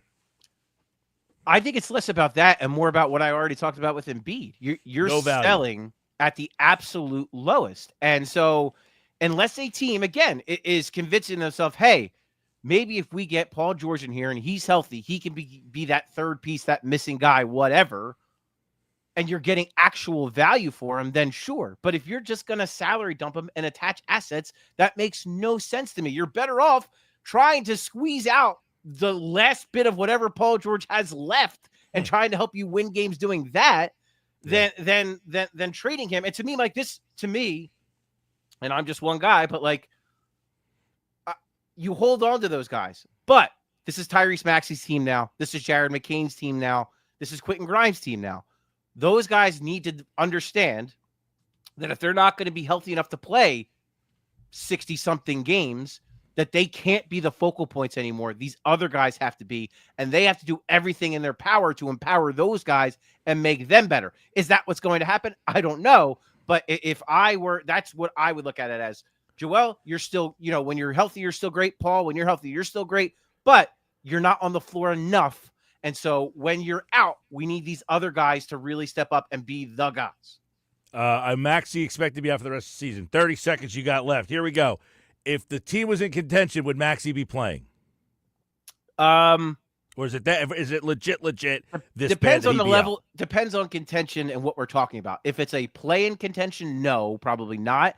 If it's, I don't know, the difference between a 4 and a 5 seed playing at home in the playoffs, yeah, he probably plays, but. I mean, I think he's still got a splint on it. He wasn't shooting right when he left, when he last was playing, which led to his back injury, by the way, because he was driving so hard to the rim, he fell and got hurt. So it's a legit finger injury. I think he'll be fine long-term, but yeah, unless they were really playing for really something like seeding wise, I think this is the same outcome. Can a Dembona play?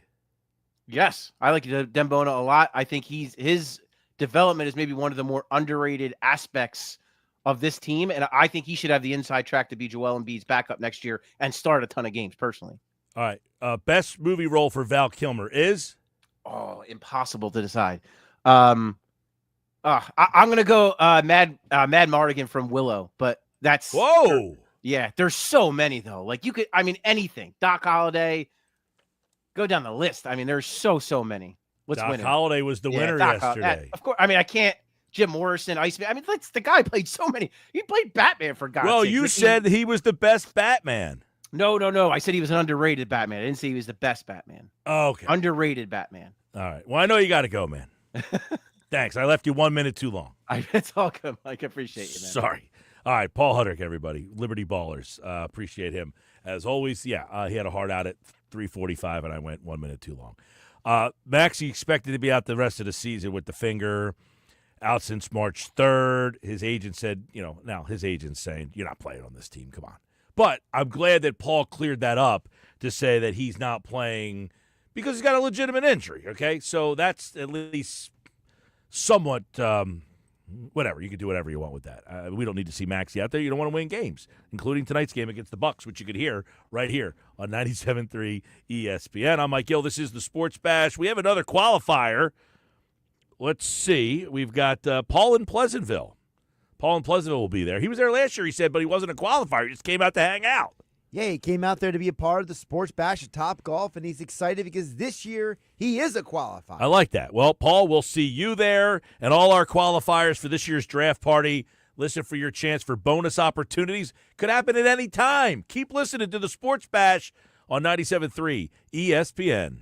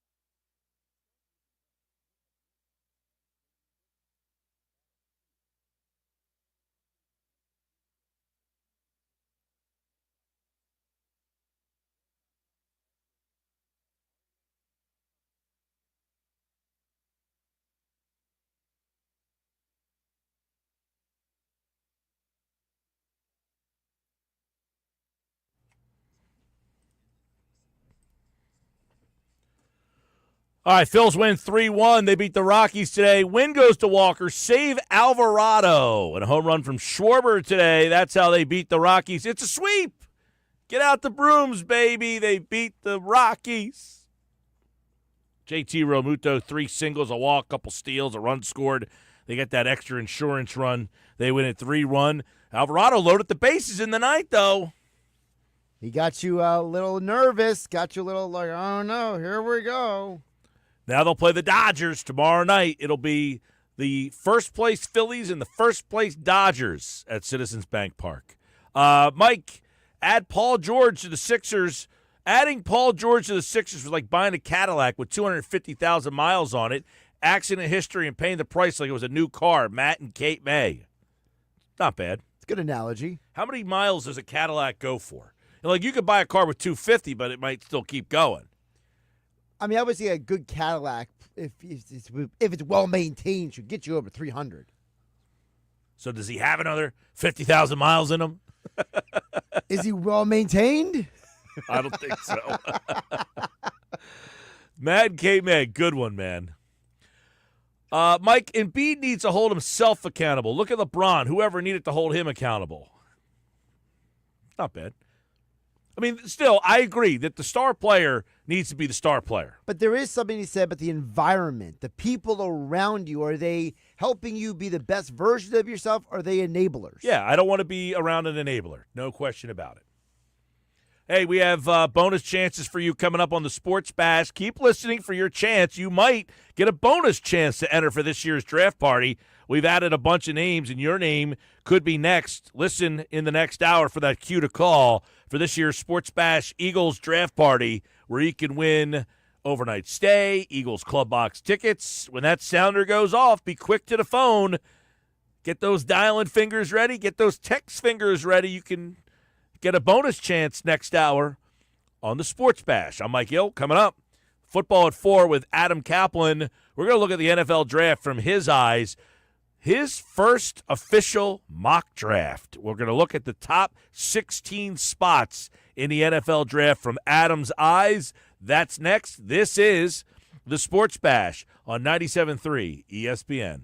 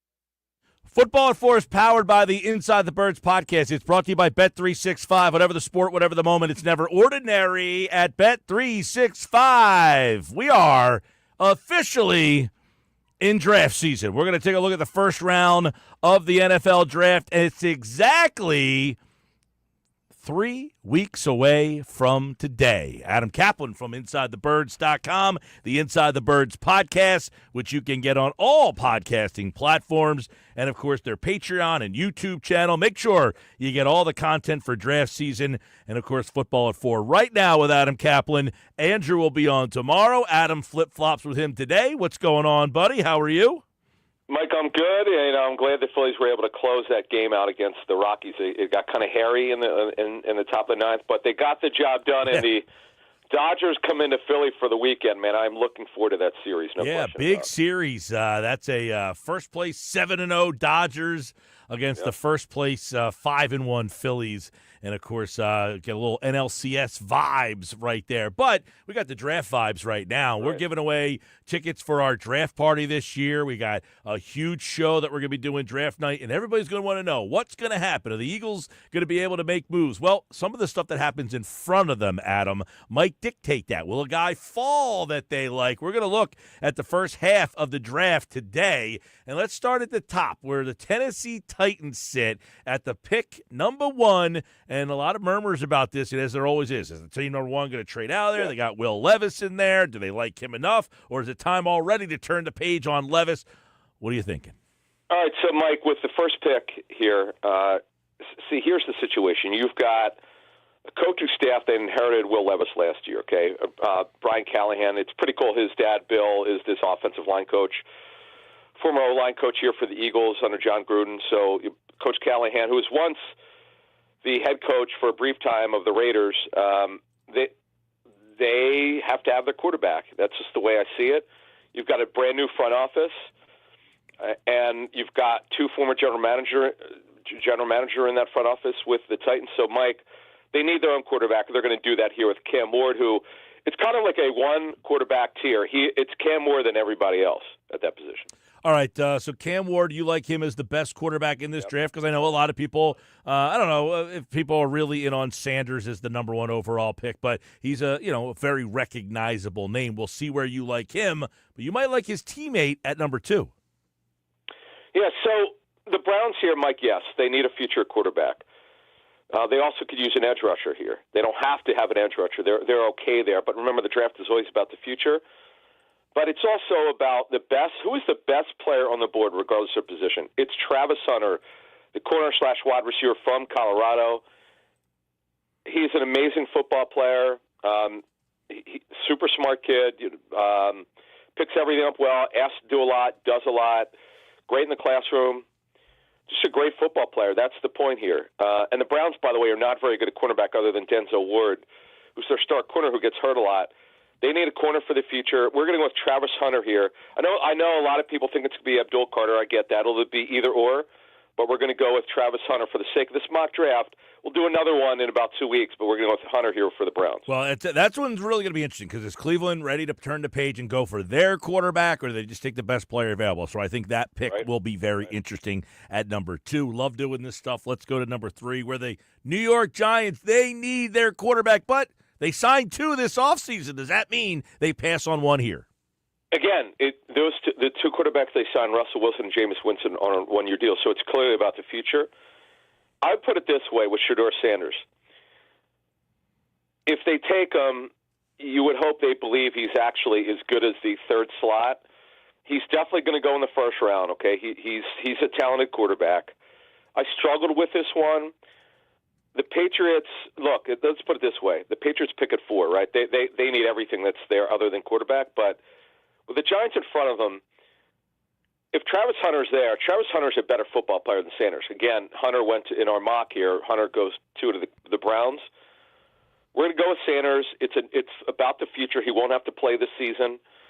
And then you would think he'll be ready in year 2. They get their franchise quarterback. Mike, if you want to know what's happened to this once great organization, They just have not gotten it right since Eli Manning retired, and that's why they're in this spot. All right, we'll talk with Adam Kaplan for today's football at 4. Giants, he goes Sador Sanders. So you'll have Sanders and Daniels possibly in the NFC East at quarterback. And then the New England Patriots on the board at number 4. Very interesting team. They've made a lot of moves. They spent some big money. Milton Williams. They've made trades. And now they might get the best player in this draft. Yeah, and look, again, if it's Travis Hunter or Abdul Carter, that's not an easy decision. But Carter's the best player by far available. Now, medically, I know that Andrew Berry, the GM, the Browns, said that they're okay. He said at the owners' meetings this week in West Palm Beach that they're okay with the medicals on Carter. So Carter's clearly in play at number 2. But since Carter right now at number 4 is the best player available, he is going to go to the Patriots, who have a major need for edge rush, with Mike Vrabel, the new head coach, running that 34 front. All right, Adam, let's go to Jacksonville. New coach down there. The regime is out. The Doug P. regime is out. So they can go any direction here. They do have a quarterback, obviously, there. So, and 2 quarterbacks off the board. So do they look to fix their defense? They do. And, Mike, it's interesting. You mentioned they've got a new coaching staff with the Jaguars. Liam Cohen is the head coach. He's an offensive head coach. You've got you have a new front office, the youngest general manager of the National Football League with James Gladstone. Tony Boselli is the president of football operations, a franchise left tackle whose career got cut short. So everything is new there, and they're going to address their defense here with Michigan. Is, by the way, got a bunch of players who are going to be drafted in the first couple rounds. Mason Graham, the D tackle out of Michigan, goes to the Jaguars at number 5. I like that pick there. Mason Graham, fun player. We'll see. All right, Vegas, I find interesting because Pete Carroll likes to run the ball. Does he go running back here? Does he get another offensive toy for Geno Smith, the new quarterback in Vegas? You know, it's funny. When you look at it, it's just funny you mention Pete Carroll running the football. You're 100% right. Now, they're really light at receiver. They need receivers for the future. We're going to go with McMillan, the best receiver for the draft out of the University of Arizona. He's a big guy with a big frame. This makes a lot of sense here. To me, the only other pick they could take possibly would be Michael Williams, edge rusher from Georgia. But we're going to go with McMillan, the receiver out of Arizona, here for the Raiders at 6. All right, let's go to the Jets. We have some Jets fans texting in, the guy they're hoping that you say his name here. They could go a lot of places. You know, they got skill players. They brought in Garrett Wilson from Ohio State a couple of years ago. They brought in a new quarterback from Ohio State now, Fields. It seems like they've got some skill guys. They couldn't block last year. So where do they go? Mike, that's the thing. Now, we're going to go with Will Campbell, the outstanding tackle from LSU. He's tall, but he has short arms. They're less than 33. That's not good. That's going to be a concern. He'll have to play right tackle at the next level. They got Fashanu last year out of Penn State. He'll be their left tackle. So they'll be okay here. Get Campbell. They got to build this offensive line, Mike. You're right. He is the best player for them. I know some people would like him to drop because of the arm length, but Will Campbell's a terrific football player. He'll go number 7 to the Jets here. Yeah, you just disappointed some of our Jet listeners out Sorry, there. Well, who do they want? One guy here wants Membu, who you've got going a little bit later on, but you went offensive line. At least you took the position. Yeah. Sure, that's fine. That's fine. Let's go to number 8, and the Panthers, who've been terrible for a number of years. I mentioned Michael Williams earlier. They are the worst team in terms of pass rush in the National Football League. They've got to do it. They'll get Michael Williams, edge rusher out of Georgia. He'll start year 1 for those Panthers at number 8. All right, Carolina, a lot of mess. They do have, I don't know, do they think they have their quarterback down there with Bryce Young now. Let's go to Kellen Moore's new team. Will he look for a new toy on offense, or will he go to the other side of the ball that helped his offense win a Super Bowl this past year when he was with Philadelphia? Yeah, their defense is not good enough. You know, their offense crashed after an unbelievable start. It's funny, when the Eagles played them in week 3, the Eagles shut them down. They had never been the same. But the best player on the board is Jalen Walker, who could play edge rush. He could play inside backer. He's another Georgia player. They've got Demario Davis, who's in his mid-30s. Walker will be drafted to replace him. And again, he could help them with a pass rush where they're not great. Adam Kaplan, football at 4, looking at the draft. All right, we're getting to number 10 now. This would be the last pick of the top 10, and that would go to a very interesting Chicago Bear team. New coach, new guards, new offensive line, new quarterback last year in the draft. So do they get him another toy, or do they go on that defense, which wasn't terrible last year? No, but, Mike, they're great at linebacker. They're good in the secondary. Their edge rush group is awful, and they've got one guy. They need help. They need an edge rush. It'll be Mike Green. Now, Mike Green had a monster year for Marshall. He was at the Senior Bowl. Now, there's some allegations that he's not been charged with anything. Mike Green actually, he addressed the rumors out there. He said he's done nothing wrong off the field, but he did change schools, and he is, to me, the best edge rusher available right here. He'll go to the Bears, the pass rush needy Bears, number 10, Mike Green, for a team that, with Ben Johnson, they're rebuilding this football team, and they need edge rushers. It'll be Mike Green here, number 10 to the Bears. By the way, Bears are on the Eagles' schedule this year. They'll play in Philadelphia. Keep that in mind. One team that the Eagles know well, the San Francisco 49ers. Dreadful year last year. That's why they are drafting 11th here. So their year was dreadful. What do they need to fix? Their defensive line, specifically at D-tackle. Inside, they're terrible. They just don't have anything left. They cut Hargrave, as you know. He's playing elsewhere now. So Kenneth Grant, the other excellent D-tackle out of Michigan. Some people think Grant's better than Graham, but we're going to go with Grant here at number 11 for the 49ers. Yeah, I had a lot of people texting in the last couple days if they think Grant could fall all the way down to 32. I don't know that he could, but the guy you have going to Dallas, possibly, he's got a little bit of character issues, but, hey, Dallas doesn't seem to mind that. No, but, Walter Nolan, he could go anywhere from number 10 to number 30. That's obviously 32 is where the Eagles are picking. Phenomenal football player out of Mississippi. They need D-tackle help. They need interior pass rush help. Diggy Zua got his contract. Mozzie Smith has not worked out. There's not really an edge rusher to take there quite yet. They could take an edge rusher here, James Pierce, but it's either Nolan or Pierce. We're going to take Walter Nolan, who, Mike, I don't see him dropping out of the first round. I really don't. I'd be shocked if that happened. I don't know about the off-the-field stuff, but I can't really comment on that because I'm not aware of it. But what I could tell you is he's a really good football player. Tape's really good. And this is just a good pick. This really helps their defensive line. All right, that was 12, the Dallas Cowboys, who, they had real quick, let's stop on them for a second because people look at them like they were just a complete dumpster fire last year, and they kind of were, but a lot of that was injury-related, and a lot of the injuries came on that defensive side of the ball. I mean, they just kept getting guy after guy after guy go down. You lose your quarterback. They had no run game. Their offensive line was a mess.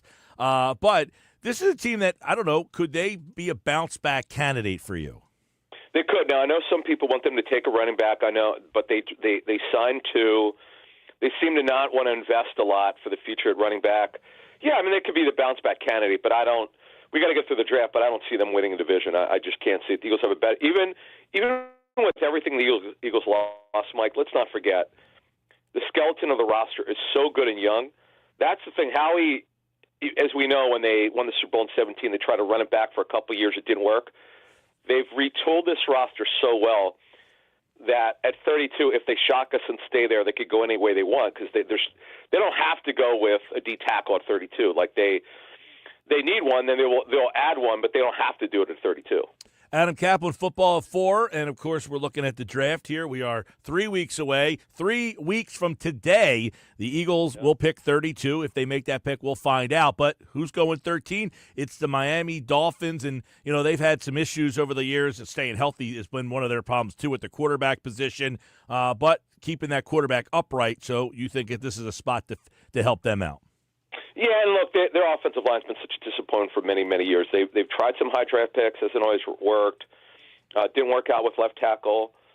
Tron Armstead, who's had a major injury history, good player when healthy, but didn't work with him. And Armand Membu is the best offensive lineman here. Now, he's going to be a guard tackle.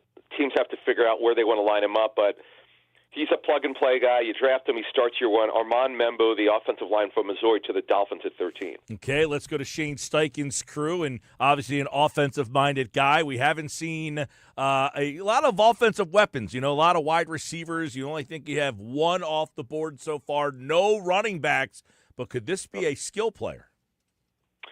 Yeah, and boy, they've failed at tight end. Since Chris Ballard became the general manager in 2017, Quarterback has been, a challenge for him, to say the least, and so it's been tight end. Kylan Grant, who is now an Eagle, did not work out as a fourth-rounder. Actually, the best tight end he's had was an undrafted free agent, and Jack Doyle, who retired. But we're going with Tyler Warren out of Penn State. Now, I'll tell you, to the Colts here, and he'll start year one, I know teams have Colston Loveland, the tight end of Michigan, graded higher than Warren. Just keep that in mind. If it happens, don't be surprised by it. But right now, I've got Warren. I think a majority of the teams are going to would have Warren over Loveland. Just wanted to mention that because I know some teams have Loveland over him. We're going with Warren here out of Penn State. He'll start year one for the Colts for a mock draft. All right. He's a fun prospect to watch out there. I know some Eagle fans are like, if the Eagles trade up to take him at tight end, if they move on from Dallas Goedert, that'd probably be a little far-fetched. But a name to keep an eye on if he fell a little bit further on, possible, I guess. Atlanta, a lot of problems over there. They did get their quarterback last year. They have a running back that they drafted. They have a wide receiver that they drafted. So is it time to focus on defense? It is. They need a corner, but the biggest need by far is edge rush. Another team in the NFC South, which is terrible with their edge rush group, James Pierce, the edge rusher from Tennessee, is the Falcons' pick, and he would start year one if the Falcons could get him. Like that pick there, Atlanta. All right, last but not least on today's edition of Football at 4, the Fighting John Gannons. Let's see what the Arizona Cardinals need here. This team's been active in free agency as well. Yep. They got Josh Sweat. Did they get him a partner? Yeah, look, they have edge rushers, Mike, but first of all, you need a rotation. It's always about the future. Their pass rush has been very disappointing. Sweat's you could call him an above-average pass rusher. He's not really that good as a pass rusher. He's just a solid football player, really good run defender, got great length. This guy here is a fun pick. Shamar Stewart, the edge rusher out of Texas A&M. Greg Cosell, who does a variety of shows for us, the Intel with Greg Cosell. You got to hear his analysis, his intel on the tape study on Shamar Stewart. This guy is super gifted, one of the most gifted edge rushers, not only in this draft in a number of years, but he's very raw, needs a lot of development. He wouldn't have to start year one. Again, it's about the future. I just love this pick for Jonathan Gannon here, and Nick Rollis, the defensive coordinator, so who you might remember him here. He was a linebackers coach, whose brother, by the way, was a professional wrestler. Yeah. I don't know if a lot of people know that, but bottom line is Shamar Stewart here is the edge rusher out of Texas A&M for the Cardinals at number 16. All right, there's our early look at the first round. We'll do the second half of the draft on Tuesday's Football at 4 with Adam Kaplan. The draft 3 weeks away from today. We did the top 16 picks there, a bunch of guys. Adam, before we get you out of here today, any thought in your mind that Roseman makes the big move and moves up for somebody who was just listed there? Is there a player in this draft that he would say, I would move up to get that guy? Yeah, it depends. You have to tell me who's on the board. If Walter Nolan is a guy that they're super high on, yes, they need someone to replace Milton Williams. It'll be hard. Milton Williams is a phenomenal football player. The positions to look at here would be defensive tackle, no question about it. Now, again, the draft is about the future. It would be a boring pick, but let's say Membu let's say there's a left tackle they like, right? Or excuse me, a right tackle. Let's say there's a right tackle. Membu most likely will play right tackle or guard. Let's say it's Membu. He drops to the early 20s, right? That's a guy that you would want to trade up for because that would be it's about the value. It's about who drops. If Kenneth Grant dropped to the low 20s, that's it. I mean, it's simply if you tell me who drops, I could give you an idea of who they trade up for. And that's who you trade up. You never want to just do it because you need a position now. It's always about future years. Remember, only 25% of a rookie's contract is in year one. The 75% of it is in years 2 through 4. All right, Adam Kaplan, everybody. We'll be back on Tuesday with more. I'm sure you guys have a ton of draft stuff coming over at Inside the Birds. The Patreon stuff's been great. And, of course, the YouTube channel, the Inside the Birds podcast. You can get it at the Inside the Birds platform. Adam Kaplan, everybody, here on the Sports Best. Thanks, buddy. Thank you. All right, Adam's back on Tuesday. We'll do the rest of his mock draft. Tyler Warren, the tight end from Penn State. I want to get into him real quick. He has him going to the Indianapolis Colts. People have texted in about him. Could the Eagles make a trade to get up there? I think last week, Josh, you did the points on. They're at 32. If Tyler Warren was the guy they wanted, he would have to fall probably into like the mid-20s. I would say about maybe like early 20s. You can maybe get away with it because in order for you to not give up your whole draft, and let's say you traded the 32nd overall pick, the 3rd round pick, and the top 5th round pick, you could probably get to around 22 or 23. So, yeah, right around that 22-23 range would be where if you give up 32 and something else, you would have to give up points-wise. Right, 3rd and 5th, plus the 32nd overall pick, according to what NFL teams use. For those who don't know, there is a chart that NFL teams use that values every pick. And what teams usually do is when someone's proposing a trade, they say, okay, what is the value of this pick? Right. And they use this system. So Is this still the Jimmy Johnson thing? And that's still what they use? Yep, they still use it. That is correct. Your memory is still there, Mike. There's been Gill. no update to that? I mean, maybe someone has updated it, but I just, I'm not privy to that. Can you imagine, like, over the years, this guy put together this thing, what, in like 1992? 1989. Jeez. And they haven't come up with something to, like... Well, it's a pretty clear system. It's a very precise system because basically what you're saying is that, the 32nd overall pick has a specific value in terms of the type of player that you can get there. And what they're saying is that if I combined it with a 3rd round and a 5th round pick, it only adds up to 733 points. Right. And if the 23rd overall pick, to use an example, is worth by itself 740 points, then what you're saying is that the equivalent of a 23rd overall pick is number 32 and a 3rd and a 5th. Is there a player in this draft you would trade up for? I would not trade up for a tight end at all. I actually think Tyler Warren is overrated. I think he's a phenomenal athlete who is probably going to get used by somebody in one of those systems where they use a gadget player. Mm-hmm. But to me, I think there's 2 names you got to keep an eye on. Number 1 is Harold Fannin Jr., Mike, because he went to Bowling Green. Who's your new quarterback coach? Scott Loeffler. Where was he head coach last year? Bowling Green. And Fannin was their number 1 weapon on that team. So I could totally see them going that way. And the other name I keep an eye on is Elijah Arroyo of Miami because he's a 6'5", 250-pound guy who can block and catch. All right. Well, we'll certainly get into more draft talk, and that will be something. Of course, Andrew will be on tomorrow. Andrew can go a little deeper on the draft as well. Really quick, Mike, if I want to hear Andrew tomorrow when you get him on. Adam brought up the fact that some teams value Colston Loveland over Tyler Warren. And I would love to know Andrew's perspective on that because we know, Mike, that some teams, they get very hung up on certain traits, certain attributes, and be curious to know what does Andrew think about if a team had that evaluation. All right, Sports Bass Live. We'll do that tomorrow with Andrew DeCecco for football at 4. Cooper's watching on YouTube. What's up, Coop? Says, good afternoon, gentlemen. Another big win for the Phillies. 3-1. Sweep. Is that Sweep, Cooper DeJean? Not Cooper DeJean, Harry. Yeah. That would be cool, actually. Pizza Please is watching on YouTube. I like Pizza Please is watching in his, what's that called? Avatar. His name is Pizza Please. His avatar is a pineapple.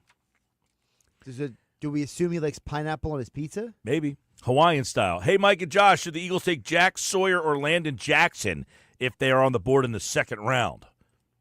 To me, the answer is easy. It's Landon Jackson.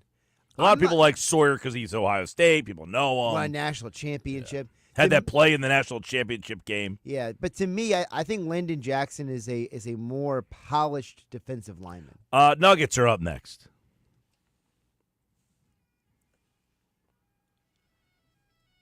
And right now, I need caller 7-609-573-3776. Caller 7-609-573-3776. Caller 7, you're in right now for this year's Eagles draft party live from Top Golf Swing Suite at Ocean Casino Resort in Atlantic City, where you can win club box tickets to a home game at Lincoln Financial Field to see the Super Bowl champions. We'll have other great prizes throughout the day. Longest drive competitions every hour. You can win an overnight stay at Ocean Casino Resort, tickets to an upcoming show, or Ocean Casino Resort gift cards. Caller number 7 right now. Lucky number 7, 609-573-3776. 3776. Good luck. Listen for bonus chances. They could be coming this hour.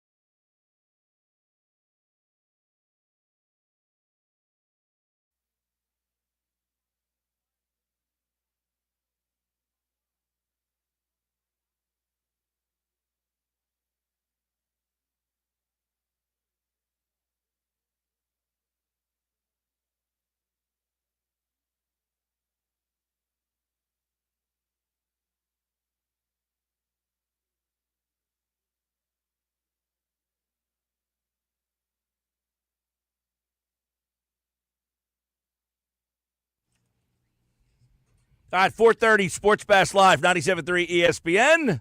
Mike Gill. What's up, everybody? Phil's win. 3-1. They beat the Rockies. Bill and Marmora. Congratulations, Bill. We'll see you at this year's Eagles draft party at Ocean Casino Resort in Atlantic City. We'll be at Top Golf. That is the place to be for this year's draft. We'll have longest drives for prizes every hour. We got great prizes, overnight stays, tickets to shows, Ocean Casino gift cards all throughout the show. Every hour we'll do longest drives, and then, of course, one lucky winner is getting a pair of Eagles tickets for a game this season at Lincoln Financial Field. Club box seats to see the Super Bowl champs. What could be finer? Nick's Nuggets. That's what's finer. And they're brought to you by The Hub, gear that works as hard as you do. Let's bring him in right now. Nick Earnshaw right now on the Sports Bash. Was at Citizens Bank Park last night. Saw Phil's win. And they get another Phil's win. They get a sweep over the Colorado Rockies. What's going on, Nick? Hey, Mike Gill. How are you? Nice to talk to you. We made our way over. I was at a softball game just now. Made my way back over to jump on for the Nuggets. We've been all over the place. A lot of ballparks I've been at over the past 24 hours. With the Phils, listen, get a big win today. Walker was dominant. And I got to start. I mean, there was no way I wasn't going to start the Nuggets today without talking about Taijuan Walker. Nugget number one has to be Taijuan Walker's performance today. And listen, he was talking about it pregame. Rob Thompson was about, Walker dealing with the boos and all the negativity surrounding him. He comes out with a massive start, 6 innings, 3 hits, 1 walk, 4 strikeouts. That is massive. I mean, if he could be the surprise of the season, Mike, this team is in for a treat because then you get Ranger back. Then you have Painter waiting in the wings. Talk about pitching depth. If anybody goes down, if Walker can have a bounce back year, I mean, that's huge for this franchise. Yeah, I'm not holding my breath there. Come on, Mike. Okay buy in. Just have fun for one day. I mean, against the Rockies, it gives him a little bit of confidence. He was great today. You just said it, against the Rockies. I want to see you throw like that against somebody who's got some major league hitters in the lineup. The Rockies were maybe one of the worst teams in baseball history last year. So, again, kudos. He did his job. He got them through a game today. He's going to get a couple more starts, I would imagine, until Ranger's ready. That's all you're asking for. And, hey, can he get his trade value to a level where other teams say, hey, you gave him 3 good starts? Maybe. We'll see. He did pitch okay today. I mean, I thought he, 94 at times.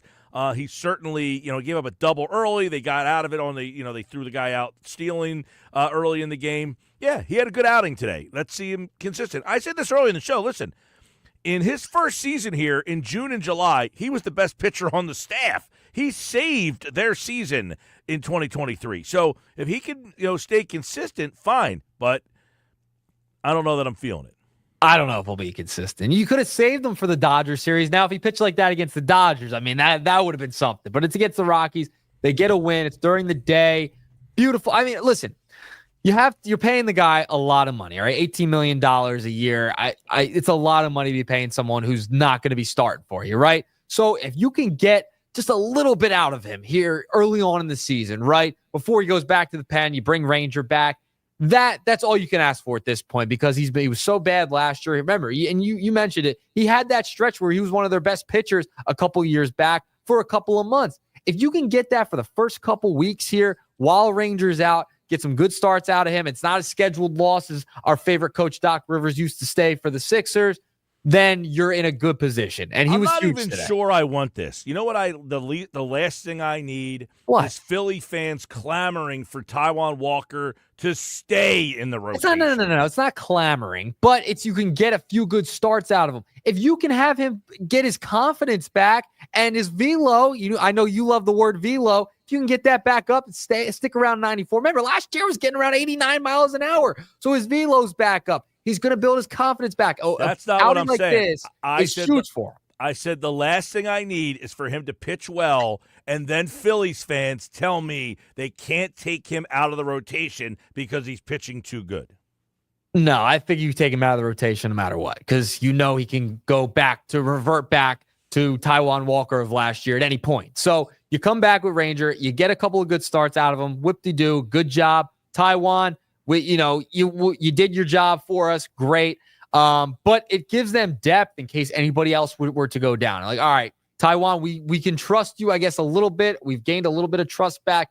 We can give the ball to you if someone else were to go down and, when Ranger comes back. Yeah, I have no problem with him if he's pitching well or whatever, and he's a spot starter and he's a veteran guy that that, hey, we need a spot start out of you today. Okay, fine. And he gives you the 4 or 5 innings. He doesn't just implode. His ERA was 7.10 last year. His whip was almost 2. That's not major league quality right there. So if he's fine in that role, that's okay. I just don't know what his role is when he's not starting. Is he a long man? Do you pitch him in high lever? I just don't know what you do with him when he's not a starting pitcher.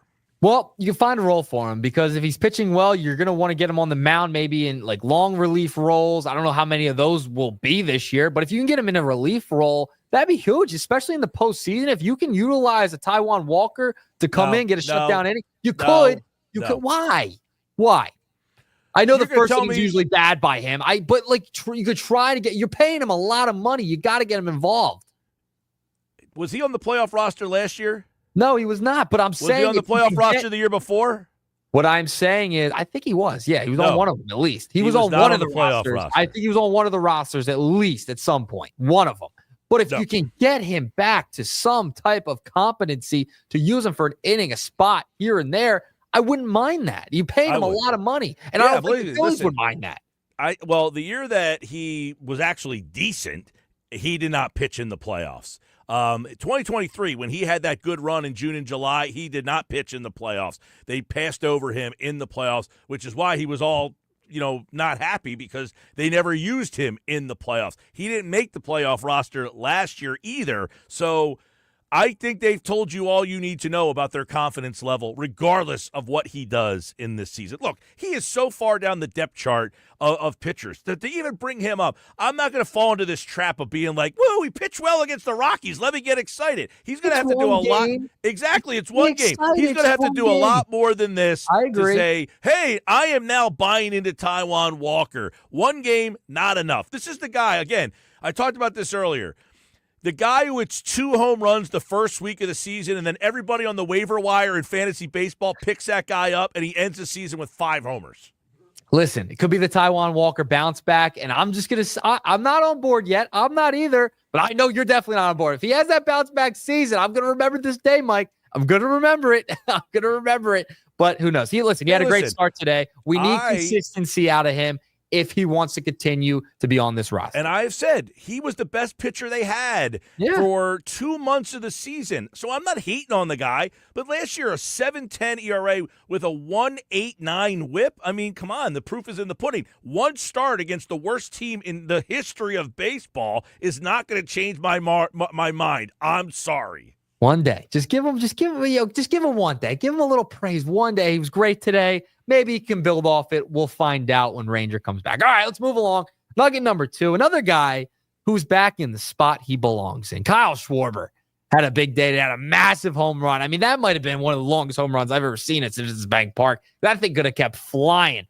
Kyle Schwarber, 4 home runs in 6 games to start the year.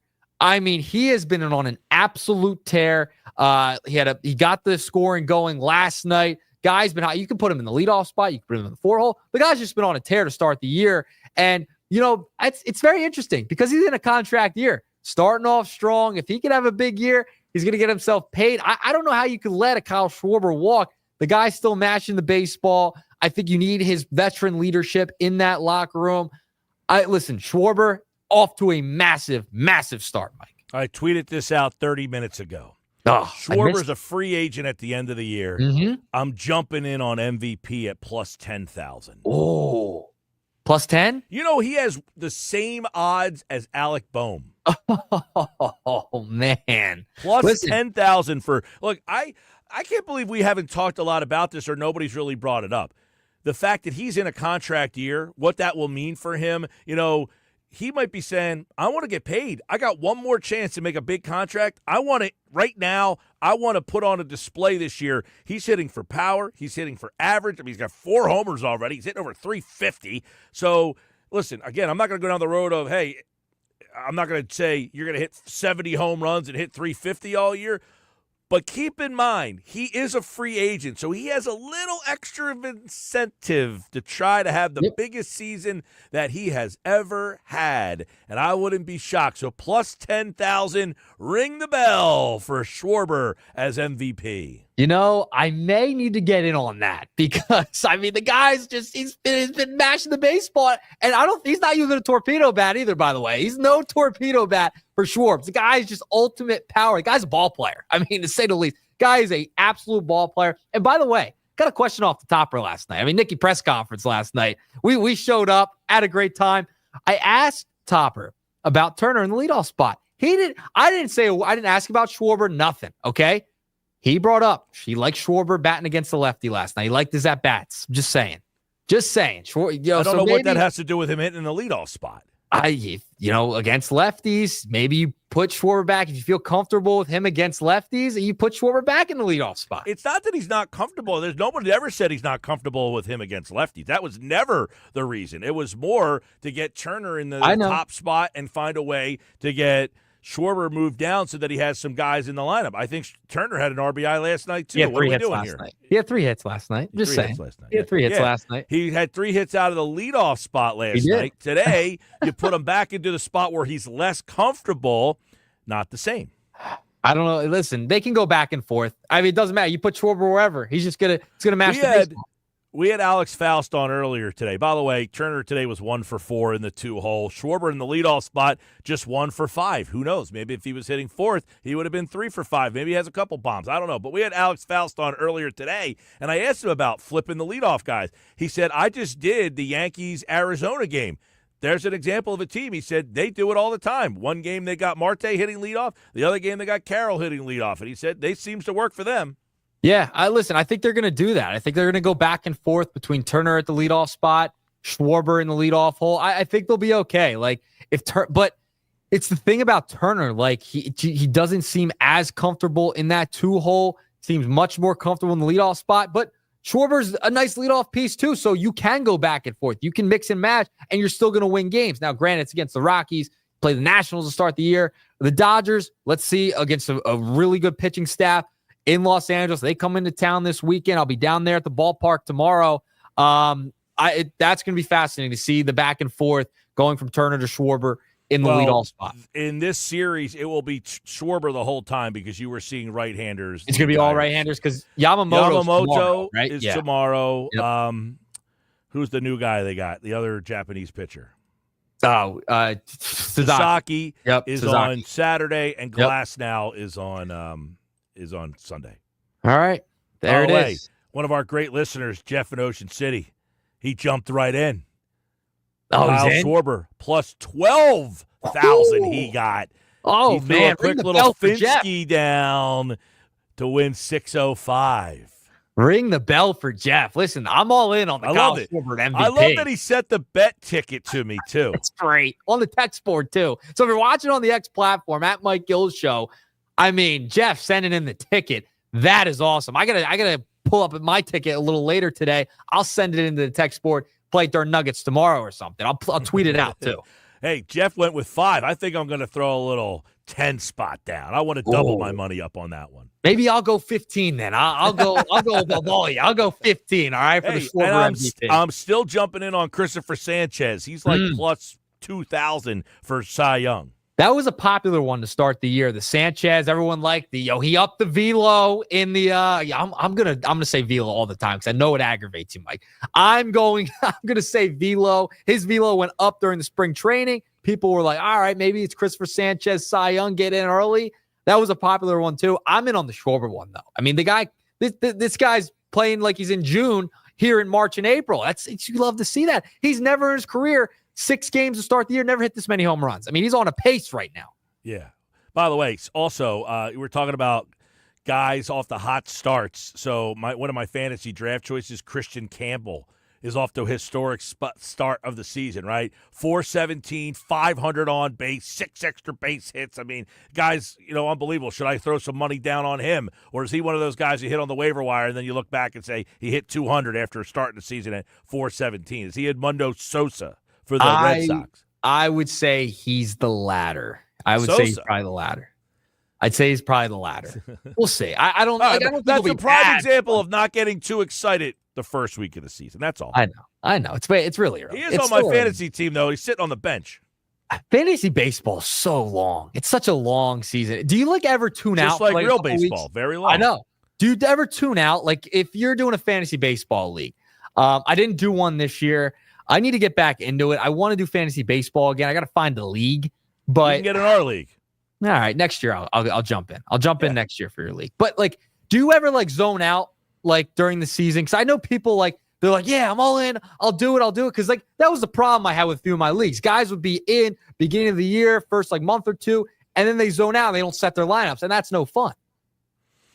Yeah, you have some delinquent owners. I don't know that we have like the best like group of owners in our league. I think we have some guys who just do it, then they never change their lineup. Yeah. I would say, but that's why you say you want to do it. I'll get you in because I think we got some delinquent owners in our league. All right, so you're gonna kick somebody out.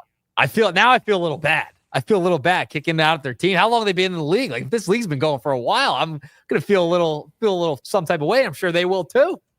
I don't know. I think we've been kind of like looking for people, then we get somebody, Right. and that person's like, I'll do it if you need somebody. Yeah. Fantasy baseball is hard to find people. Yeah, it's a long season, right? And you got to set your lineup. It's every night. It's not like fantasy football. No, we don't. Fantasy So we football- don't go every night.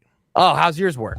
We set it up once a week. You set it before the first pitch on Monday, and then that lineup is locked for the whole week. Oh, it's locked for the whole week. So when I would do it, it was like every night, and you verse someone for the week, but you could switch your lineup out in and out every single We day. play the same team all week long. Gotcha. But once you set your lineup on Monday That's it. before the first pitch, you can't change it. See, I think that's the best way to go. That's the best way to go with fantasy baseball because that's a lot of change in lineups. You're locked in. You're busy. You miss. You forget to put somebody in your lineup. They have an off day. It's a lot. But before we get out of here, I got to get to one last nugget, and it's the 76ers. Now, I saw you were getting a little bit of beef on Twitter for talking Sixers. I'm going to talk Sixers at least for the next 4 minutes, okay? Because you need to, all right? Joel Embiid is going to get the surgery right off Nuggets yesterday. As soon as I got off, that came out. Tyrese Maxey today comes out. He's out for the rest of the season. The 76ers are tanking like they know how to tank, and it's fantastic to watch, Mike. Maxey's done for the year. Shut him down. You needed to do that because this team, they signed someone off waivers. They brought someone up. I don't even know. They have tanked very well over the past couple of weeks, and I got to give them credit. Colin Castleton, by the way, signed a 10-day contract. Yeah, there That's it who you're is. talking Who? about there. Yeah, exactly. Played at Michigan for a couple of years. Then he went to Florida, had a fifth year there. You might remember him from college for 5 years. But, hey, listen, we talked to Paul Hudrick about this last hour. He said that Maxey does have a legit injury that, he probably, if they were in contention, like for a 1 seed or like playoff positioning, that he probably could try to play, but that it's a legit injury. So that makes you feel like, okay, he's legitimately out. Paul George, I think he's legitimately out, and we know Joel Embiid is legitimately out. So we had a good conversation. For those of you watching on YouTube or the X platform, back about an hour from this point, if you want to go back to the 3:30 segment, we talked a lot about Joel's next moving forward. Should they try to trade him? All that stuff. We had a good conversation. But, Paul seems to think you got to roll this threesome back out there again next year. That's your best shot because Joel and Paul George, pennies on the dollar, he says. Yeah, I mean, you're not going to get anything for either one of those guys. I'm just very curious to see what happens with Paul George this offseason. It just never felt like he wanted to be here anyway. Embiid, gosh, I saw the reports that, there was a little bit of contentious nature because of the different viewpoints of his knee with ownership. Yeah. It's just a total mess. It's so unfortunate for Joel. I feel for him because, I heard you and Ryan talking about it yesterday. He's the mental toll that it's taken on him to be injured this much, to be that high level athlete and to have all these injuries and, rehabbing and going in for surgeries and all this stuff. It takes a mental toll. I mean, there's a human element like you guys were talking about yesterday. So I feel for Joel 100%. But yeah, I think all of them were hurt this year. That was part of the issue. And then it just really went off the rails. So, but they've tanked correctly over the past couple weeks. They made the right decisions. We'll see how the lottery shakes out. Mike, 3-pack of Nuggets for you on this Thursday. All right, Nuggets will be at Citizens Bank Park tomorrow night for Phillies-Dodgers Game 1. Make sure you follow him at and Earnshaw Radio for how many? You got Nick's Nuggets from Citizens Bank Park last night. Couple. Yeah, I got Nuggets there. 2-pack. Little 2-pack, little Phillies 2-pack last night. I'll do it again tomorrow. All right, check that out, and he'll be back here tomorrow for more Nuggets on the Sports Bash. Thanks, Nick. All right, Mike, I'll talk to you. All right, Nick's Nuggets, as always, here on the Sports Bash. They're brought to you by The Hub, gear that works as hard as you do. I'm Mike Gill. This is the Sports Bash live on 97.3 ESPN, the 97.3 ESPN free mobile app, and live video streaming on the X platform and on YouTube at Mike Gill Show. Right now, you got a bonus chance to enter for this year's Eagles Draft Party at Ocean Casino Resort in Atlantic City at Top Golf. Here's what you need to do. 609-403-0973. First 3 text messages with your name, where you're from, and the word draft. Text the word draft with your name and where you're from to 609-403-0973. First 3 people in. Bonus entry right now for the Sports Bash Eagles Draft Party live at Top Golf Swing Suite at Ocean Casino Resort in Atlantic City, where you can win a pair of Eagles Club Box tickets for a game at Lincoln Financial Field, an overnight stay at Ocean Casino Resort, or some Ocean Casino Resort's gift cards and tickets to some great shows this summer at Ocean. You must be present to win at Top Golf on the day of the draft. Good luck.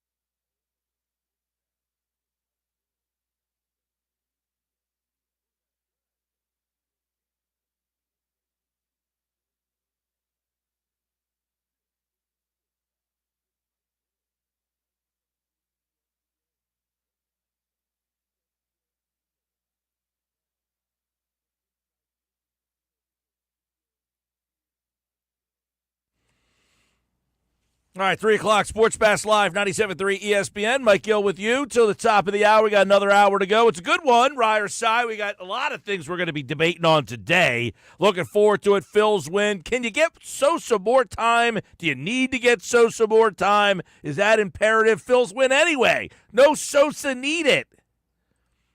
Let's get into it right now on the Sports Bash Live, 97.3 ESPN. We got that, Embiid, all that, plenty more. With another edition of Rye or Cy. Ryan Rothstein's back for this hour of fun. Let's do it here on the Sports Bash on 97.3 ESPN, plus another chance for you to enter this hour on the Eagles draft party. We're going to be at Top Golf, and boy, that's going to be a fun day. We are inside 3 weeks from today for the NFL draft. All right, man, what do we got today? Give me something to sigh on. Yeah, let's do it, man. Let's get some size in this bad boy. So Phil's win today, but got a little bit too close for comfort at the end. You bring in Jose Alvarado, and all of a sudden you feel like the Phillies and Alvarado in particular is going to blow that one. And that ends up calming down, ends up getting the job done, getting his first save. And the first save for the Phillies, Mike Gill, so far this season, early in the season, Phillies improved to 5-1. But I sit there and say, man, do they have a closer issue, right? And that's where we start, because right now, I don't know who the heck the Phillies closer is, and I know that role is not necessarily what it used to be, but it'd be nice if they had a guy in the back end, and I think right now they have an issue. I don't know if they have an issue, but I do agree with you. In this case, I like the old school closer that I know is coming in, because I think, like, for instance, I talked about this when it happened. Last night you went to Romano in the ninth inning. Now, that game was 3-1, and Sosa makes it a 5-1 game, so it's not a save situation, but you end up having him pitch the ninth inning last night. Well, then you bring him back in today, and he's pitching in the eighth inning. Not a safe situation. So now you're kind of yo-yoing him around. This is a guy in Jordan Romano. He was an all-star closer. Twice he went to the all-star game as a closer for the Blue Jays. So he's a guy who, in his mind, hey, I'm the closer. Now I'm pitching the eighth one day. I'm pitching the ninth the next day. I think you're all over the place with a guy like him. He hasn't been very sharp yet. So I like the old school closer. I like the guy who I know in the ninth inning is there. I don't think it's Alvarado. I don't trust him enough yet. I love Alvarado. When he's on, I love him. When he's off, he makes you nervous. Yeah. Kerkering's the guy that I would like to see step into that role. It doesn't seem that they want to give him that role quite yet, but I do agree with you there. I would feel better if there was a guy in that spot, and you're right. Alvarado today. Now, mind you, here's another thing that bothers me a little bit. Alvarado allows a run, 3 hits. He picks up the save, but he pitched last night. Then he pitches again today. Is he going to be available if you need him against the Dodgers tomorrow night? Probably not. Yeah, I would definitely say not available, at least for tomorrow against the Dodgers. And he pitched himself out of being available. You know, that's on him. I do like that Topper stuck with him, and he didn't go to multiple guys, didn't panic, let him sort of figure it out against a bad Rockies team nonetheless. But it almost looked like, I think Kruk said it, you know, it looked like they knew what was coming. I don't know if his sinker wasn't sinking or his cutter wasn't cutting, but my goodness, he looked bad, and he's hitting 101 on the gun. Yeah, well, he did. He gave up, you know, he had 3 hits and a walk was the problem there, but he did strike out 3 guys. So he still does have 100-mile-per-hour stuff that when he's commanding it, he's really tough to hit. So he strikes out 3, but he gives up 3 hits and the walk, and then the run comes home. So, I definitely agree that Alvarado, he's up and down, man. When he's sharp, he's really sharp. And when he's off, he's all over the place. That's why he's hard to trust in that closer role. Yeah, it just feels like this team right now has every recipe, every ingredient that a World Series team needs to have, at least, you know, on paper, except for that closer position. Right, you just have no idea who they're going to go to in a close game in the ninth inning, and I think that's a problem. I do not agree with the committee type of approach. That said, there are not a lot of teams in baseball that do have, you know, Mariano Rivera, Trevor Hoffman, like those type of guys are not really around that much anymore. There are a few, but not that many where there's that shutdown, you know, close it out guy. We saw last night Iglesias come in for the Braves. They have a lead, and and he pitches and cranks one to Ohtani, and they end up walking off and winning that game. But there's a lot of teams that struggle at that, getting those last 3 outs. So sticking with this sort of topic, shifting away from the closer talk, but still staying in the pen, Mike Gill, do you feel like this bullpen is good enough and deep enough to win a World Series? Is this a World Series championship caliber bullpen in your mind? I want to say, based off what we've seen, it's almost ridiculous to say that. It's only 6 games, but just overall, do you think it's good enough? I mean, is it good enough? Yes, they could win a World Series if this bullpen is pitching at the highest level, at their highest level. But I do agree. No, I think that will be a weakness. Their bullpen let them down last year, and I think this bullpen is weaker than last year's. Hoffman had an excellent season last year. You brought in Estevez. You had Strom. I think Alvarado, one of the problems with last year's team, Alvarado was all over the place. You couldn't trust him. I don't know that you have a Hoffman on this team. I don't know that there's a pitcher on this team right now that's better than Jeff Hoffman was last year. Romano right now is not better than Hoffman was last year. And then Estevez, when he got here, he's better than everybody else they got. So I think their bullpen was better last year, and that bullpen let you down. I like Kirk Green a lot. If Romano is the guy he was in Toronto, I'm okay with it. But right now, I haven't seen that guy. You know, I was watching some highlights of Ohtani hitting the walk-off homer last night at Dodger Stadium, and they were talking about just how dangerous this Dodgers offense has been, particularly against opposing teams' bullpens. And I'm sitting there thinking, and we're talking about this bullpen, how it's good, not great. We have all this depth in the starting rotation, MG, right? Do you anticipate the Phillies using the back end of their rotation, you know, in a big series, in a best of 7, once we get to the NLCS, hopefully the World Series, right? I would imagine. Yeah, and this is going to be interesting because obviously Walker pitched well today, so okay, he pitched well. What happens when Ranger comes back? Walker obviously goes to the bullpen. What's his role then? Okay, then what happens when Painter? They want him to pitch. Okay, it's time. Like, when he's healthy enough, they're holding him off until, like, mid-July, and then they're going to unleash him. Where does he go in the rotation? And I'm on record saying I think he's going to be so good that they're not going to be able to justify moving him out of the rotation come playoff time. I think he's going to be better than some of the guys they got. So what do you do with him? Who bounces to the bullpen? Are you looking at a starting rotation of Wheeler, Luzardo, Sanchez, Nola? And then, what do you put, Painter in the bullpen? You put Suarez in the bullpen? I mean, yes. So I do think that there's that possibility. I say definitely put Ranger in the pen because he's done it. He's done it in big spots. It makes sense. But, man, I don't think it would make sense to put Painter in the bullpen, right? This is a young kid who hasn't even come up to the big leagues yet. You want him to be in the starting rotation, and now you're going to start to move him around and mess with his head a little bit as far as his role and his approach. You know, I don't know. Maybe it doesn't impact him, but just my thought on that. Well, for a guy who really hasn't pitched all that much, I think he wants a taste. I think he wants to get on a mound and throw in a big league game. It's something he's never done before, by the way. But I think he's ready and saying, like, hey, I've been on the shelf long enough. I pitched in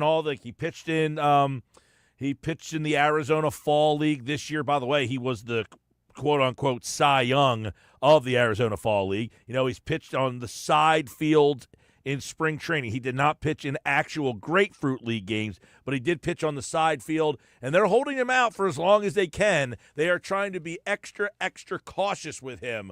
But once they unleash him, we'll all see, what do you do with him? Is he going to start a playoff game? Is he going to be on the playoff roster?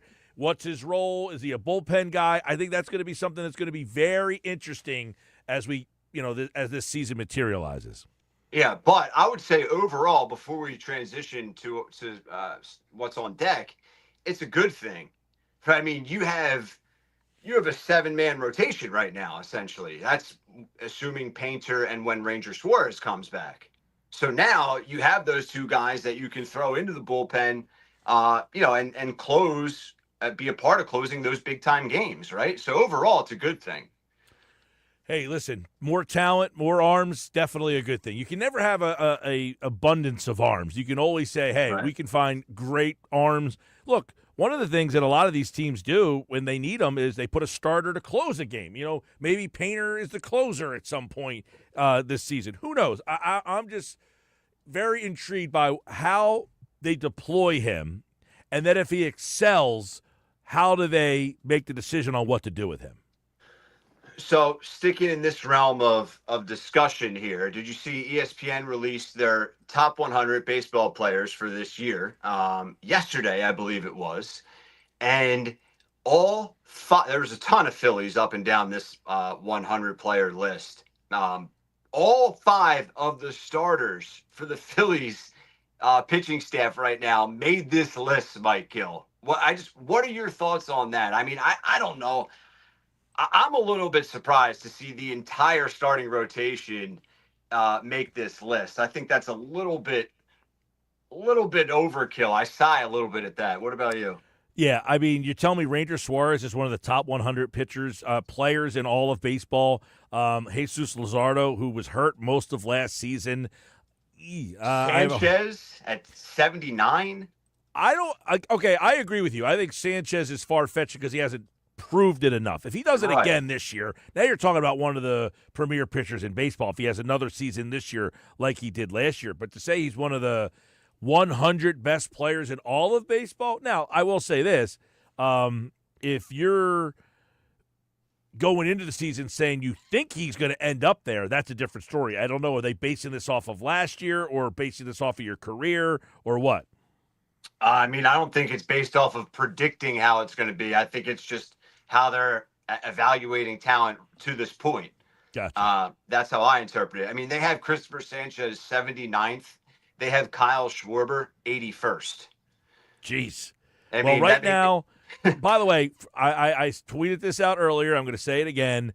I am smashing Kyle Schwarber plus 10,000 to win MVP. All right, that's one. National League Cy Young. Right now, Christopher Sanchez is plus 2,000. His odds are 1, 2, 3, 4, the fifth shortest in the National League. Yeah, I listen. I like the Sanchez bet. I like anything with value attached to it in the futures market. And Sanchez, do I think he's going to win Cy Young? No, but would I be shocked? No. I mean, he's a top 5 guy. For plus 2,000, I'm willing to throw a couple shackles. For plus 10,000, I'm definitely willing to throw some money on Schwarber, who, by the way, one of the reasons is he's a free agent at the end of the year. So he's looking to cash in. And you know how you could really cash in? Yeah. Be the reigning MVP. Yeah.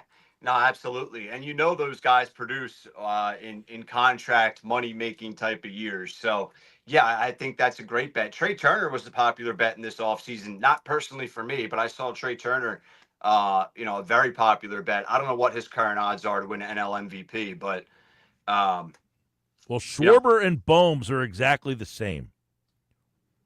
Interesting. Trey Turner is plus 5,000. Bohm is plus 10,000. Schwarber is plus 10,000. Yeah, I'm with you. I like what's Harper? Did you say Harper? I'm sorry if I missed it. Harper, I did not. He is plus 2,000. Okay. Now, I mean, obviously Ohtani is such a heavy favorite. So everybody's value is going to be, that much more because of how short the odds are for Ohtani.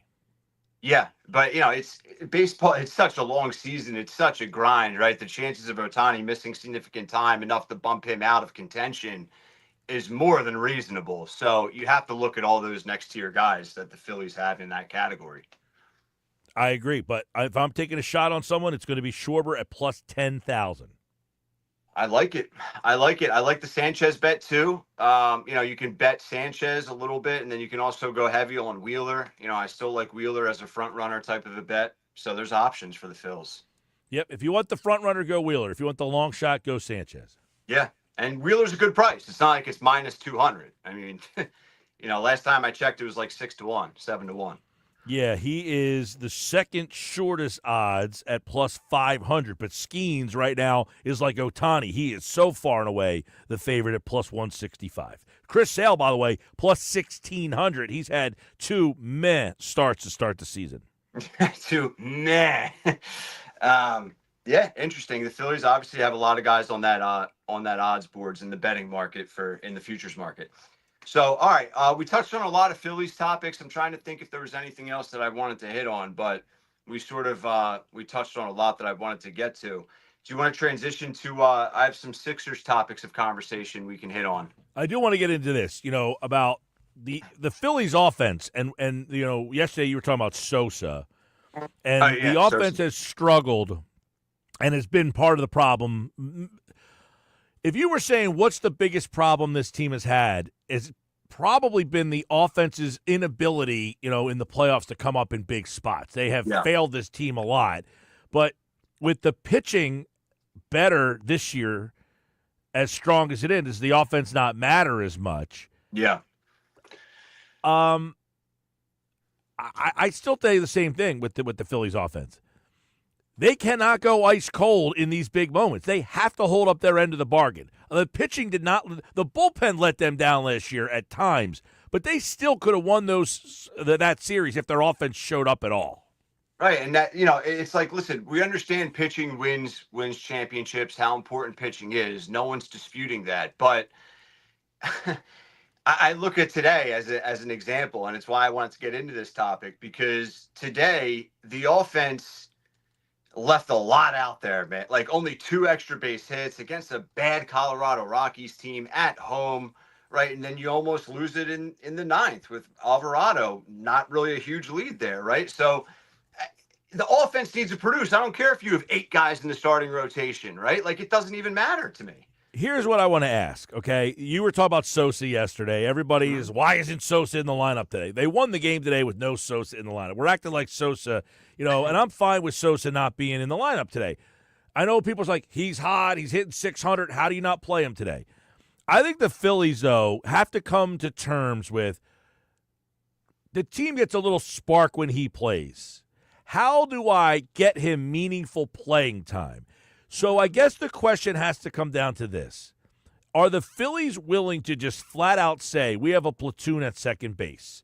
It's Stott against righties, Sosa against lefties, and that's just the way it's going to be. Because one of the problems a lot of Phillies fans have had is, why isn't Stott in the lineup today? If you want Sosa to get more playing time, that's what you got to have to do. You're going to have to platoon him because, quite frankly, he's not going to play shortstop.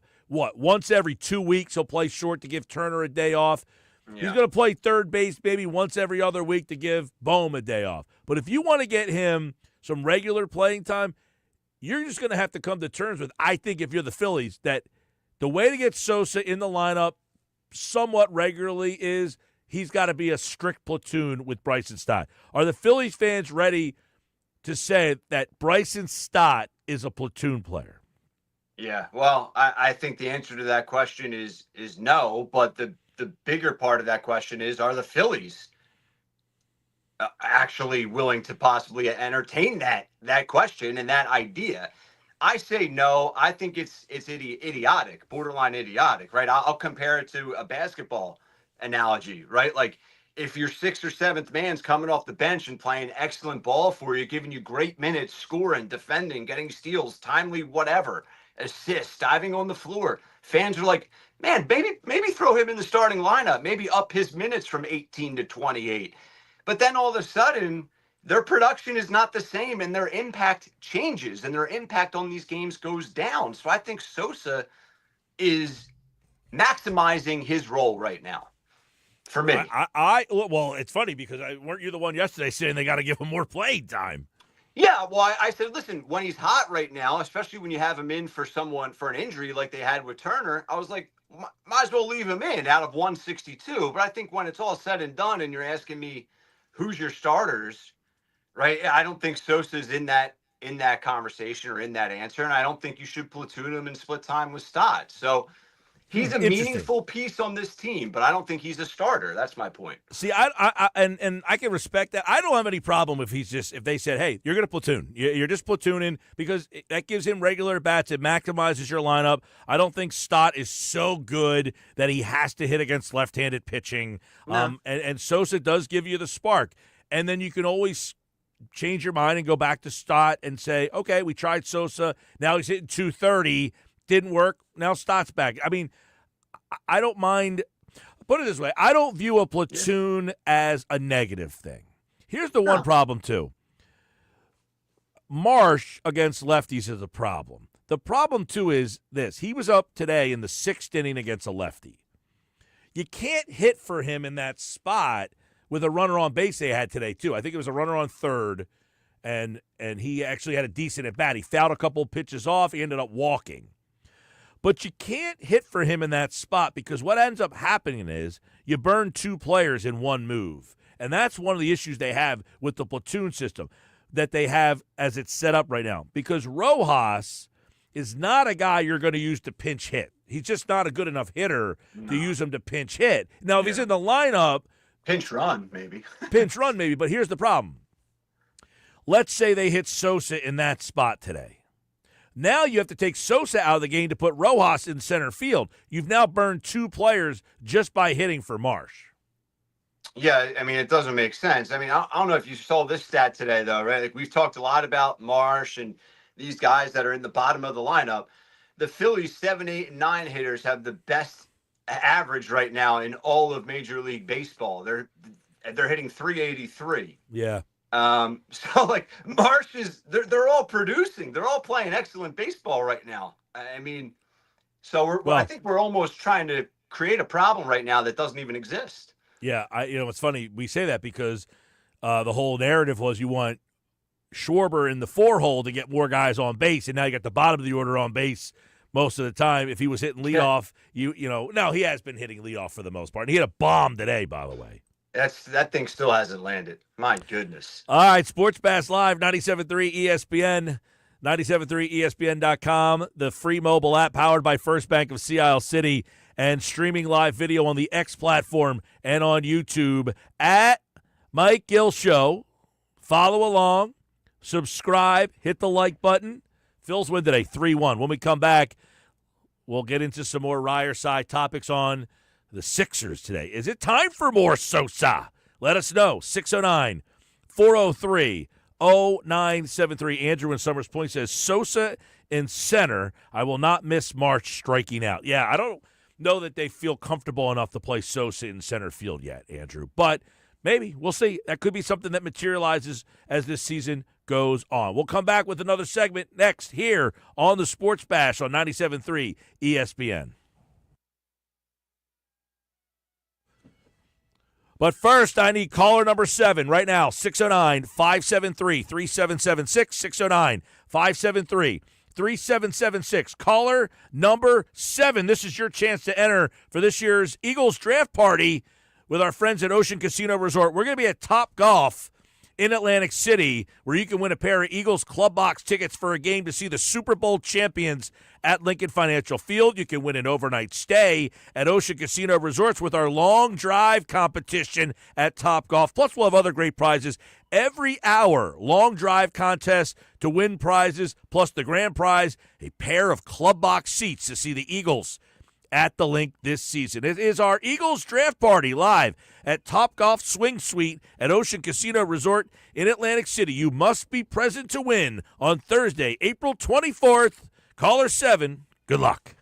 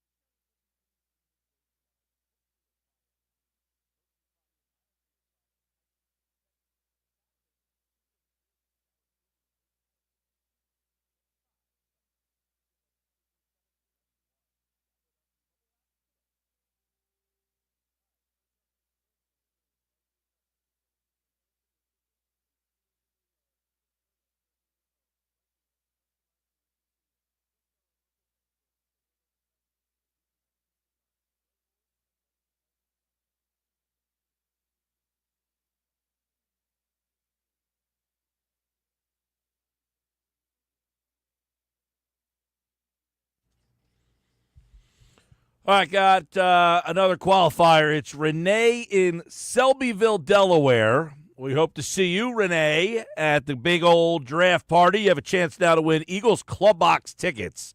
These are like the best seats in the house, by the way. Best seats to see the Super Bowl champs. Club Box, bang, 50-yard line. Going to have a big party. Day of the draft. Top Golf will be there. Longest drives all day for chance to win great prizes.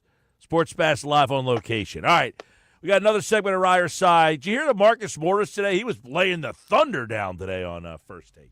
Man, I tell you what, I didn't catch First Take live, but all I know is Marcus Morris has been coming in hot, dude. He's got a gripe, and he is not shy about it. Yeah, Marcus Morris is definitely auditioning for a future spot, a regular spot on the First Take table. I mean, he really laid the hammer down on Daryl Morey. Here's what he said about Joel Embiid and the 76ers holding him accountable. Being in the locker room, I can tell you firsthand, Daryl Morey does not hold Joel Embiid accountable, right? You need guys around him to hold him accountable. That has to start up top. Injuries happen. Why do these injuries happen? Yeah. Because a player or whoever it is doesn't have the guys honing on to, listen, you need to be in the best shape. Your diet needs to be perfect. Diet needs to be perfect. Best shape. I'm not one to talk, so I can't really yell at him for that. But are you Ryan or Cyan on that one? This guy's a complete idiot. What the heck? How can you blame a suit for everything that is wrong with Joel Embiid? It's Daryl Morey's job to hold Joel Embiid's cardiovascular health accountable, right? Like it make sense to me, Mike Gill. I mean, you're the guy in charge. Isn't it upon you to kind of crack the whip a little bit and say, hey, if you're not in shape, we got to do X, Y, or Z?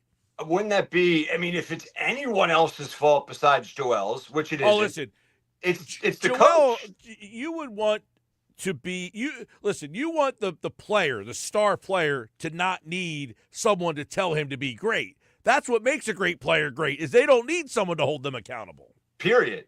I mean, that's the be all end all right there. It's on the star player. Yeah. If you need Daryl Morey, who I don't think has seen a treadmill in 20 years, to come down and talk to him about holding himself accountable as a superstar MVP in the NBA, you got a problem.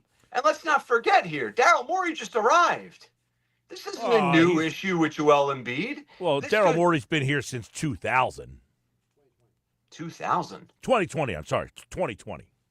Right, but how many executives have come and gone in Joel Embiid's era? And if we're looking to blame someone, I'll blame Josh Harris. I brought this up earlier. They have babied him and allowed him to kind of run the roost since they drafted him. So they got off on the wrong foot by kind of letting him dictate, and now no one has been able to kind of hold his feet to the fire a little bit. All right. So, I mean, if we want to play the blame game, which is crazy to me, but I mean, I'll play it.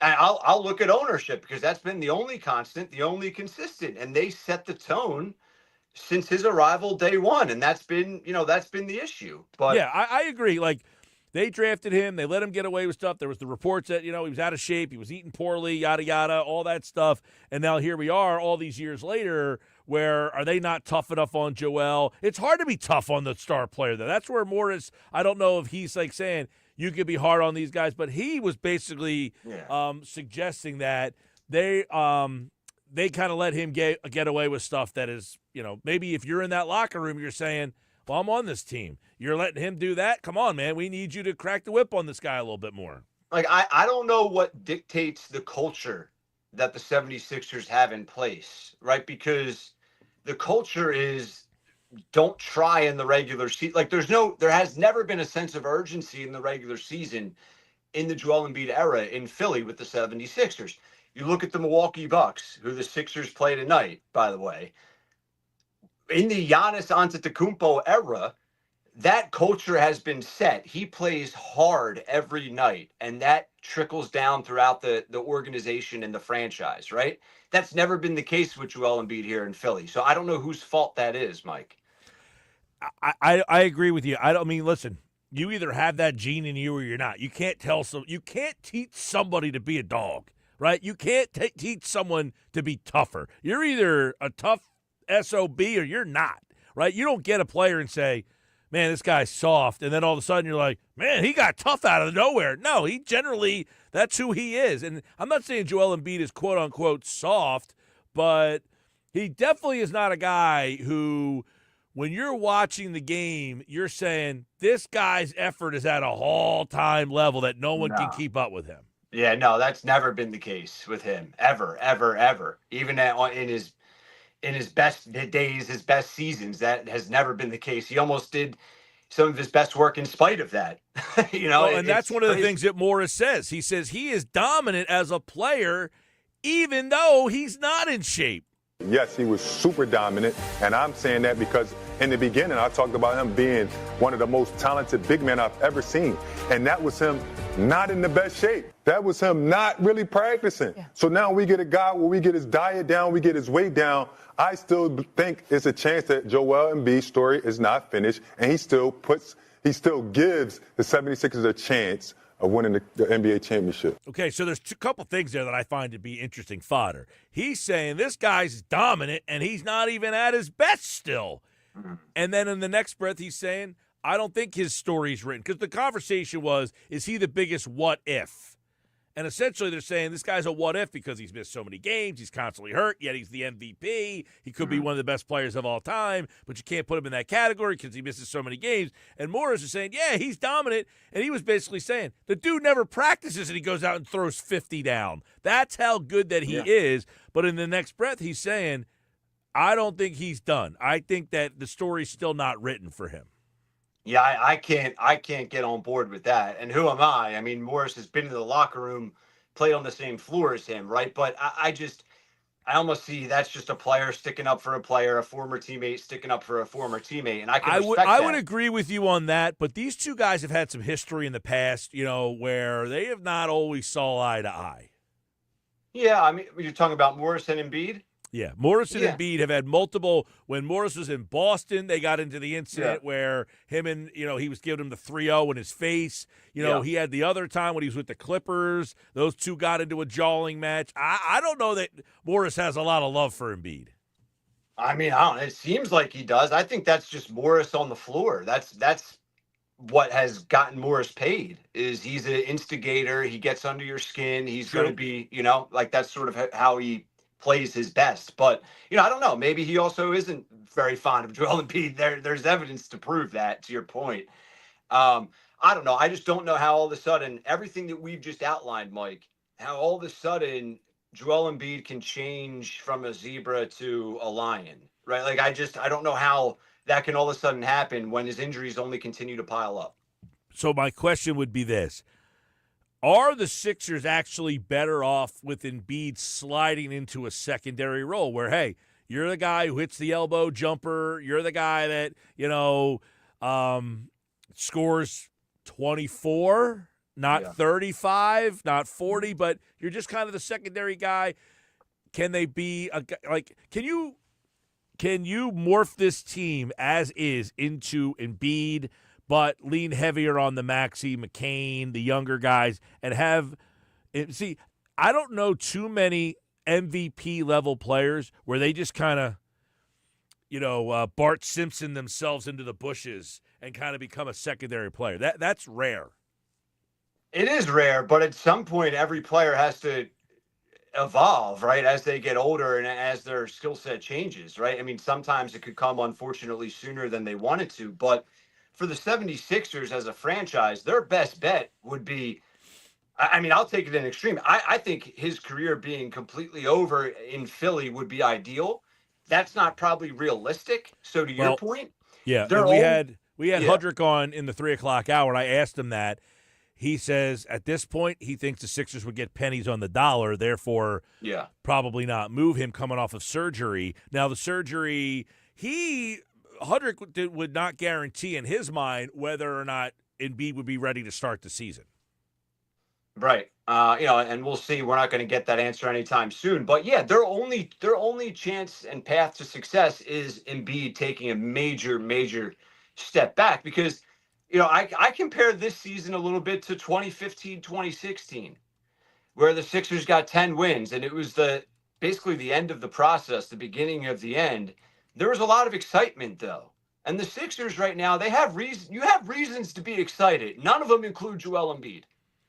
It's Maxey, it's McCain, and it's your chance at a really legitimate top 3 draft pick in this upcoming draft. That Those could be are a good thing, reasons though. for fans. That could be a good thing, something that you're not excited about, but could be pleasantly surprised by. Is the draft pick you're saying? No, Embiid.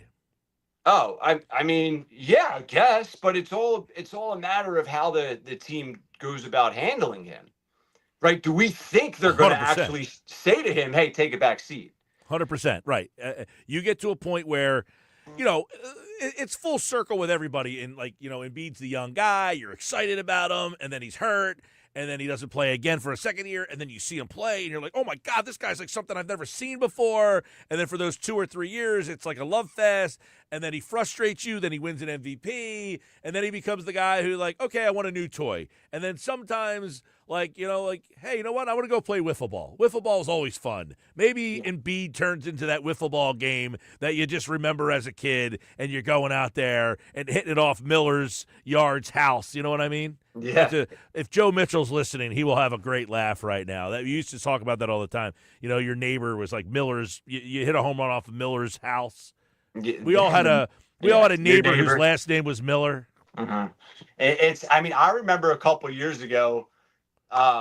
Defending Joel Embiid in that Embiid versus Jokic MVP debate, right? And I would say Embiid's doing it on both ends. Look at what he can do on the defensive side. He's impacting the game more ways than Jokic. Talk about a freezing cold take or takes that aged poorly. Jokic is continuing to be an MVP year in and year out, and Joel Embiid has fallen off the face of the earth. Yeah, and this year, you're 100% right about that. Embiid this year, he played 19 games, complete irrelevancy. It's unbelievable. Do you see the article they wrote at ESPN.com that this is like the most disappointing team of the century? Yeah. And I don't know if they're off base on that. I can't disagree with you. This is a team, and as Shams reported today when he reported that Maxey was also now out for the season, which, by the way, I did ask Hudrick about whether or not he would play if the team was, competitive. He said if they were, he could play if they were, in for, a number 1, number 2 seed, but that the injury is legitimate. Yeah. Okay. He has a tendon problem, much like Paul George had, the tendon in his finger, which caused – and he essentially said, look, George just wasn't healthy at all the whole year. He just never was healthy. It was a freak injury that happened in that playoff game. You remember he grabbed the rebound and kind of hyperextended his knee? Yeah. That happened in a playoff game. A preseason game. Yeah, it was like the perfect storm of craziness this season. They never had a chance as a team. Yep, I agree. And listen, so as Paul, I don't know if you agree or disagree, though. He said, look, their best option, because you got pennies on the dollar for George, pennies on the dollar for Embiid. Your best chance is to just roll them back out there and take another swing. Yeah, you have to. You have to. I think Paul George could be certainly worth entertaining. I don't know what you could realistically get for him if you just want to dump him. I don't know what team wants to take that contract, right? A lot of variables there, but I agree. I would say their best bet is to roll that back. And if you can ideally change your identity on the floor and get Embiid to buy into that's your best bet at really running it back. Yeah, and if as Marcus Morris said, he says he doesn't think his career is over. This is what he said about that. I don't think Joel's done. I don't think that his story is finished, right? When you talk about the dynamics of the front office and the way Daryl Morey carries his superstars, he's not holding them accountable enough, right? Having 2 surgeries in 14 months, yes, he's injured, but is it different things that you can switch? So he said, and he went back to the Morey thing there, by the way, but he said, I don't think his career is over. I hope he's right, man. Right now, if we had to make a bet on it, yes or no, is Embiid's career over? I'm not betting no. Okay, I'm going to ask you this question then. Are you going to sigh on this? At the end of next year, well, this will be hard because we don't know how many games he's going to play. But let's say he plays 60 games. Okay, are you going to sigh that he would play 60 games next year? Yeah, I'll give him a standing ovation. It's 60 games. Yeah. Well, I say 60 because my next question is, if he plays 60 games, will he be a top 5 MVP candidate? I do not believe he plays 60 games. I think there's no chance in hell he plays 60 games, to be frank. I mean, if he plays 60, maybe, but I don't think the team's even going to allow him to play 60. Do you? Oh, I think if he's healthy enough, I think, this whole thing that Shams reported today, that there's like some tension between him and the front office is because they wanted him to play and he thought he needed, his knee wasn't ready. And they're saying, no, you should be playing. Well, going into this year, their whole plan was to load manage him to the extreme. I mean, he was basically, they came out and said he's not really going to be in contention for MVP with that benchmark being 65 games. Yeah, I don't know. It's going to be an interesting offseason. I'll tell you that much. Sign me it up. Always is. It Sign always me up. is. Draft lottery, I think, is May 3rd is when they'll find out what happens with that pick. The tank continues tonight with the Bucks on 97.3 ESPN. All right, we'll see you tomorrow, man. Later, man. All right, there you go. Ryer Sai here on the Sports Pass Live on 97.3 ESPN, the 97.3 ESPN free mobile app, and live video streaming on the X platform and on YouTube at Mike Gill Show. Hey, we got a bunch of winners. We're going to congratulate, or I should say qualifiers. You haven't won quite yet, but that's okay. We'll have a big party, and you can all be a part of it. That's Richie in Little Egg Harbor, Gene in Linwood, Jennifer in Vineland. You guys were all bonus qualifiers for this year's draft party at Top Golf. You ever been to Top Golf and hung out there? That place is great. We did the draft party there last year. The place was packed. Food was really good. Fun for the day, hanging out there because they got all the bays. You can play golf, you can play football, you can play baseball, you can play all sorts of games on the Top Golf bays. And we do the longest drive competition. And with that long drive competition, you step up, you crank a drive, and you can win great prizes. Every hour on the show, we're going to be doing longest drive for different prizes. So those qualifiers that we just told you right there, Richie, Gene, Jennifer, we'll see all of you at Top Golf Ocean Casino Resort for our Eagles draft party on April the 24th. When we come back, it's the Bet365 play of the day. It's coming up next.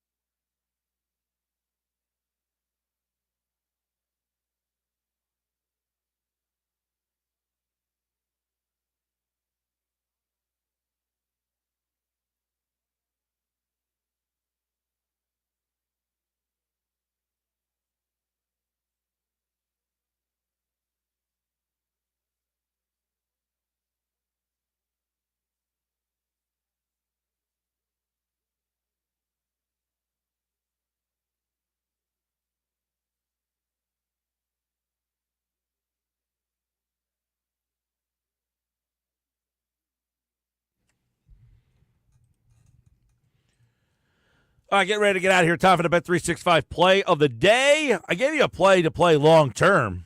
Josh, I gave the people Schwarber plus 10,000 for MVP of the National League. And we had 2 listeners now today send me their ticket. Hold up. That's my fault. There we go. So you're saying somebody else is going to have to remember your pick. Well, we got I don't know. They put their bet tickets in. Right. So if they win that money, they'll tip me. Yeah, and if they don't win, they'll accuse you of wasting their money. Yep. So how we do last night on the Bet365 play of the day? I think we gave you 2 plays last night. 2-0 last night. Yeah. The Heat didn't just cover, Mike. They beat the Celtics last night. 2-0. And by the way, the Rockets, they beat the Jazz by almost 40.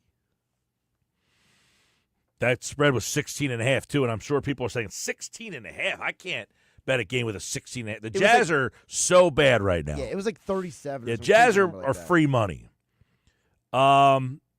Sixers are usually free money too. They're getting 11.5 tonight if you want to bet that one. But that's not my Bet365 play of the day. I'm going with the Orlando Magic minus 15.5 against the Wizards, who have no interest in winning. I like finding these teams who have no interest in winning and giving myself a little chance to win a couple bucks here. The Magic 7-0 against the spread when they're a 9-point favorite or more.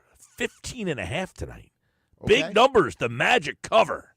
They like to beat up on the dying dogs, the Wizards, who are trying to get the number 1 overall pick. So that's my Bet365 play of the day tonight. Magic 15.5 against the Wizards. Got it? What's the overall record? You are 142, 93, and 1. 142, 93, and 1. That is unprecedented. It's pretty crazy. Just saying. Maybe Bet365 was smarter than we thought by a sponsor in this segment. Well, people are making some bucks on these picks, I'll tell you what. All right, that's it for me. I'm back tomorrow.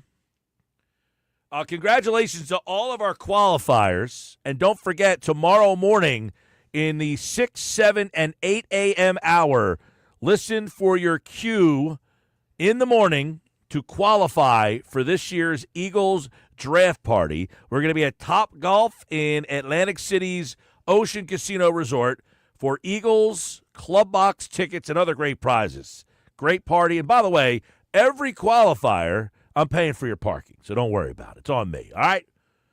Thanks to everybody who listened today, and, of course, everybody out there who watched today on the YouTube and on the X platform. Like, share, subscribe, and we'll do it again tomorrow right here on the Sports Fest. One more chance for you to enter tonight on game night. Listen for that. I'll be back tomorrow. Have a great night, everybody.